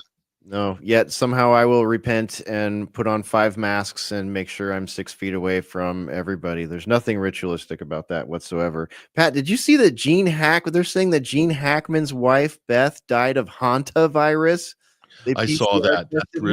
That's really too much. This feels bad. I did not like the vibe I got from the reporting on his and his wife's and their dog's death. I'm not going to go full Randy Quaid about it today, but I mean, something is rotten in that narrative to me. Yeah, a few doctors came in and said, I wonder if it's a hantavirus, whatever that is. Let's do a PCR test. Came up negative. Do it again. Increase the cycles. Positive. Imagine that. Hantavirus could be a thing. Yeah. Can't go from person to person. Don't worry. But somehow it got to her. Worry. I mean, yeah, that's not a good, I don't know. We'll have to wait and see. We have to worry about measles here in Texas, Hesher. We've got bigger fish to fry right now, my friend. Measles. Is that the new deadly measles virus? Yep. Not the old one that's not deadly, that can't really do anything to you. No, the new one that's supposedly fatal. That one, is that what they're worried about? Yes, and guess who it is exclusively killed thus far? You'll never guess. Oh, that's right. The unvaccinated are the ones who have died, apparently. Wow. And a pangolin. Oh no, a pangolin just carried it. So yeah, very dangerous. So the measles, yeah, oof. That's been a scourge throughout humanity. Remember the black measles plague? Yeah. Read about that one? We lost a lot of skin cells to the black measles plague of 2000. Black measles plague. Yeah. It's a special kind of spike, but don't worry, they have an mRNA vaccine that will mimic the spike in the measles, and they will turn your body into a measles spike production facility and activate. It'll give you one giant like black mark on your forehead that kind of looks like a cross. You got to be careful. Yeah, that's a different kind of virus. Unfortunately, that is the virus of media megalomania, which is particularly acute amongst certain sections of the population. So you must be very careful and be aware of those. It's particularly vicious virus as well. It's particularly vicious. You definitely want to steer clear. If you see any of that in your town, that's like The Walking Dead. Yeah, that's that 28 days later. Yeah, get out before the 29th day. If you see people like that running around in your orbit, you're done for. Anyway, we're being completely sarcastic here, folks, because it is a clown show. It is an absolute clown show, but sometimes we have to vent. So anyway, that's all we got time for today. Guys, go ahead and give us a shout for your shows, podcast programs. What's coming up this week? Well, let's see. There's a rumor going around that I might be being heard on the Pulse.today at some point this week. I cannot confirm, nothing completely solid yet, but just some things, some wheels churning in the background. So you may see me on the Pulse along with our friend Basil and a number of our other colleagues. So keep an eye out for that. We'll be posting in our Discord and on social media when we know more. We will be doing a boiler room, I think, on Thursday this week. So we got that to look forward to. And yeah, most of all, just thanks everybody for hanging with us, and apologies about the tech glitch. Patrick, I got a number of messages from some of our viewers and listeners saying, hey, don't worry about it. Totally get it. No problem. Thank you for your work. So, yeah, we appreciate you guys' patience while we deal with self-producing and hosting all of our own stuff. There's a lot of buttons involved, and sometimes these things happen. But overall, really interesting show today. Sorry for all the sarcasm, but I think that's the best I can bring. A positive light today is a bit of a thick frosting of sarcasm, and it's great to be here with you. Thanks for having me on the show. Check us out at alternatecurrentradio.com, and that's it for me today.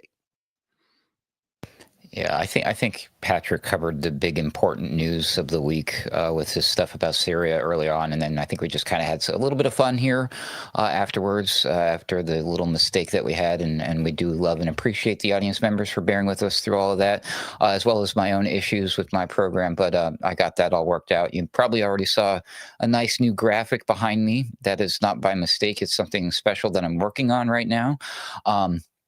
In addition to the Daily Ruckus podcast, which is returning next week in all of its glory, I'm going to do little extra things too on my X account on a much more regular as needed basis, to where here I can show you, it'll probably look something like this, where I will be inside my TV doing a quick hit on my X account, covering some important subjects outside of my Daily Ruckus program. That way I don't have to put on my makeup or do my hair. I can just hop into my static TV and do the thing and get it out there real quick, okay? And then you'll also find me now every Monday night. I co-host Weaponized News alongside Sam Chaney. That's exciting. And then, of course, you'll find me on the Boiler Room, hopefully on a Thursday. Sometimes we don't make it for a Thursday. We try to do a catch-up show. And I'm back to doing music shows as well. So there's lots of Ruckus content coming your way, everybody. So make sure you're following me on my X account. It's AC_wordslinger. And otherwise, go to the website, alternatecurrentradio.com. And thank you so much for having me, Patrick. It's been fun. Yeah, I like the tech special effects Ruckus. That is great OBS magic happening there, I think. Amazing. So yeah, look forward to seeing some of that and some of your quick hits on X. Those will be good. Keep us on the loop, and we will be sure to repost and reblast any of that content. So we appreciate it. Boiler Room is happening this week, Hesher? Yeah, it should be Thursday night, but there's a couple of contingencies we're kind of preparing for, one of which might be me being on the Pulse and having to move things around. So we shall see, but keep an eye out on the socials and in our Discord Again, we got more thanks running in. Thanks for all you do, Pat. We got a lot of those in the Discord. We got a lot of those in the YouTube chat and over on the Rumble as well. So thanks again, everybody.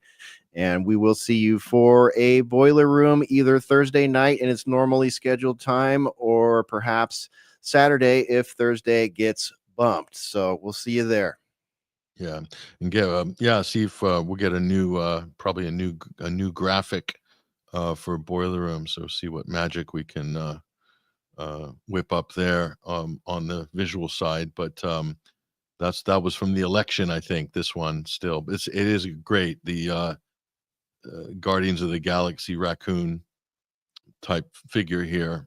Yeah, this was back when they were the government was rounding up people's pet squirrels and exterminating them, and the squirrel memes were going hot right around the time of the election.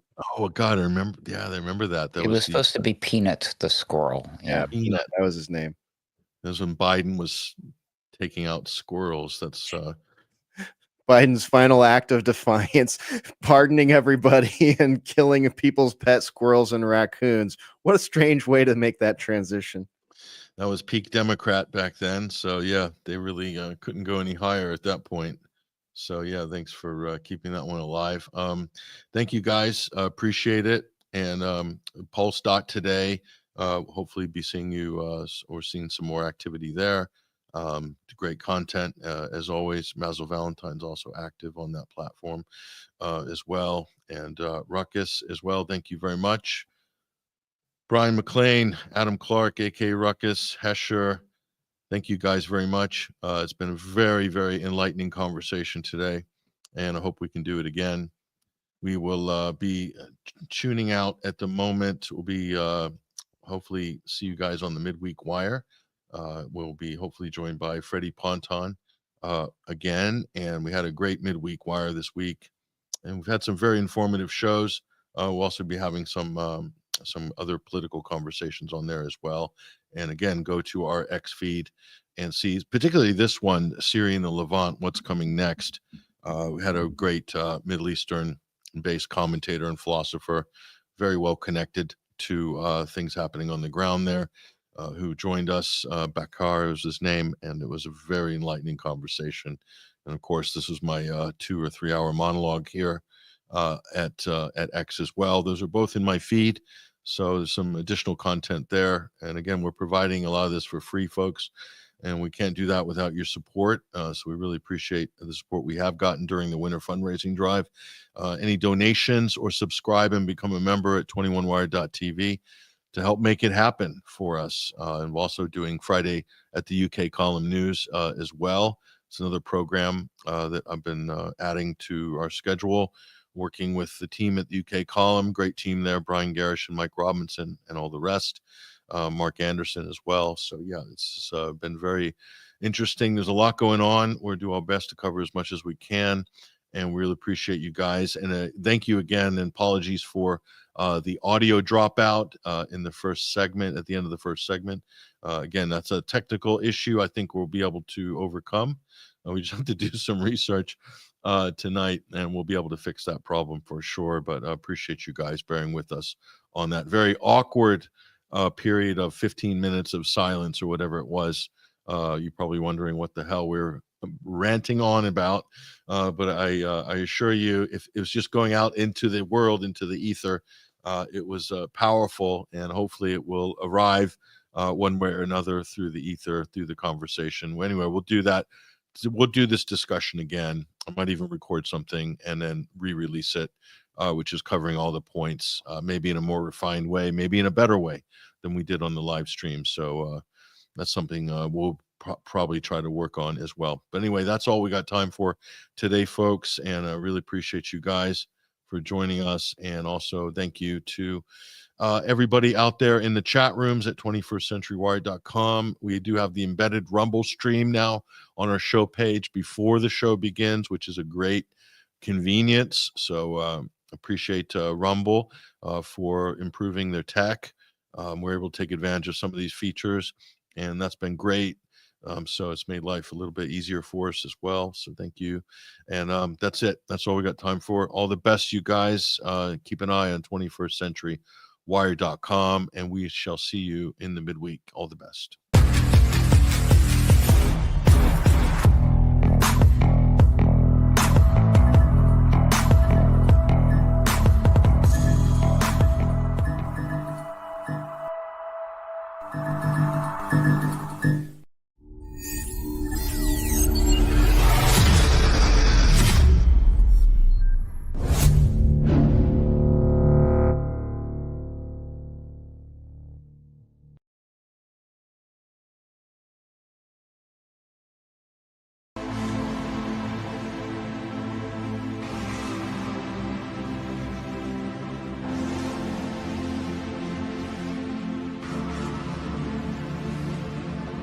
Gratitude, the antidote. The world is built on fear. The evil world we live in wants our soul to disappear. But gratitude, salvation, and never-ending light that transcends all the darkness trying to hold us to the night.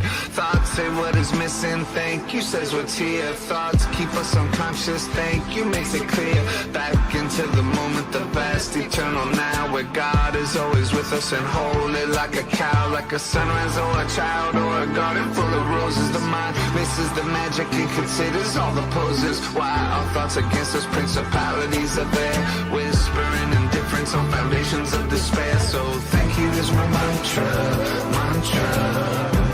Na na na na na na na. Thank you is my mantra, mantra.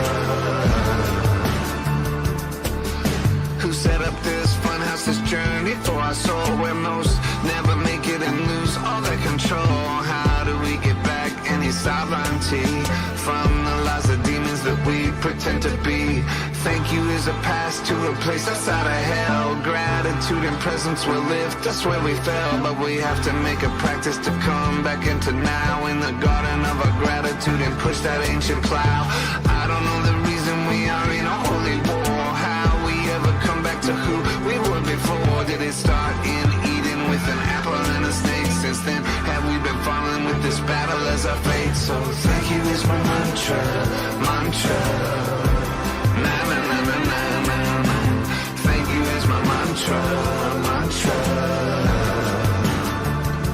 The world will light us, and so will our minds, so will our minds. Whatever is the reason, this is where we are. The light and the darkness are aiming for our heart. The light wants us present in the clutch of gratitude. The darkness wants us scattered with an evil attitude. And we look at the thinking that justifies the course. We see it's thought itself that brings on the divorce. From the Holy Spirit, from revelations, gloom, from the love of God to the darkness of the tomb. Voices of all demons we identify as us, and then we follow lies, the wrong voices that we trust. Take us to destruction, take us to despair, when the gift of God himself has always just been here. So thank you is my mantra, mantra. Na na na na na na na. Thank you is my mantra, mantra. Thank you is my mantra, mantra. Na na na na na na. Thank you is my mantra, mantra.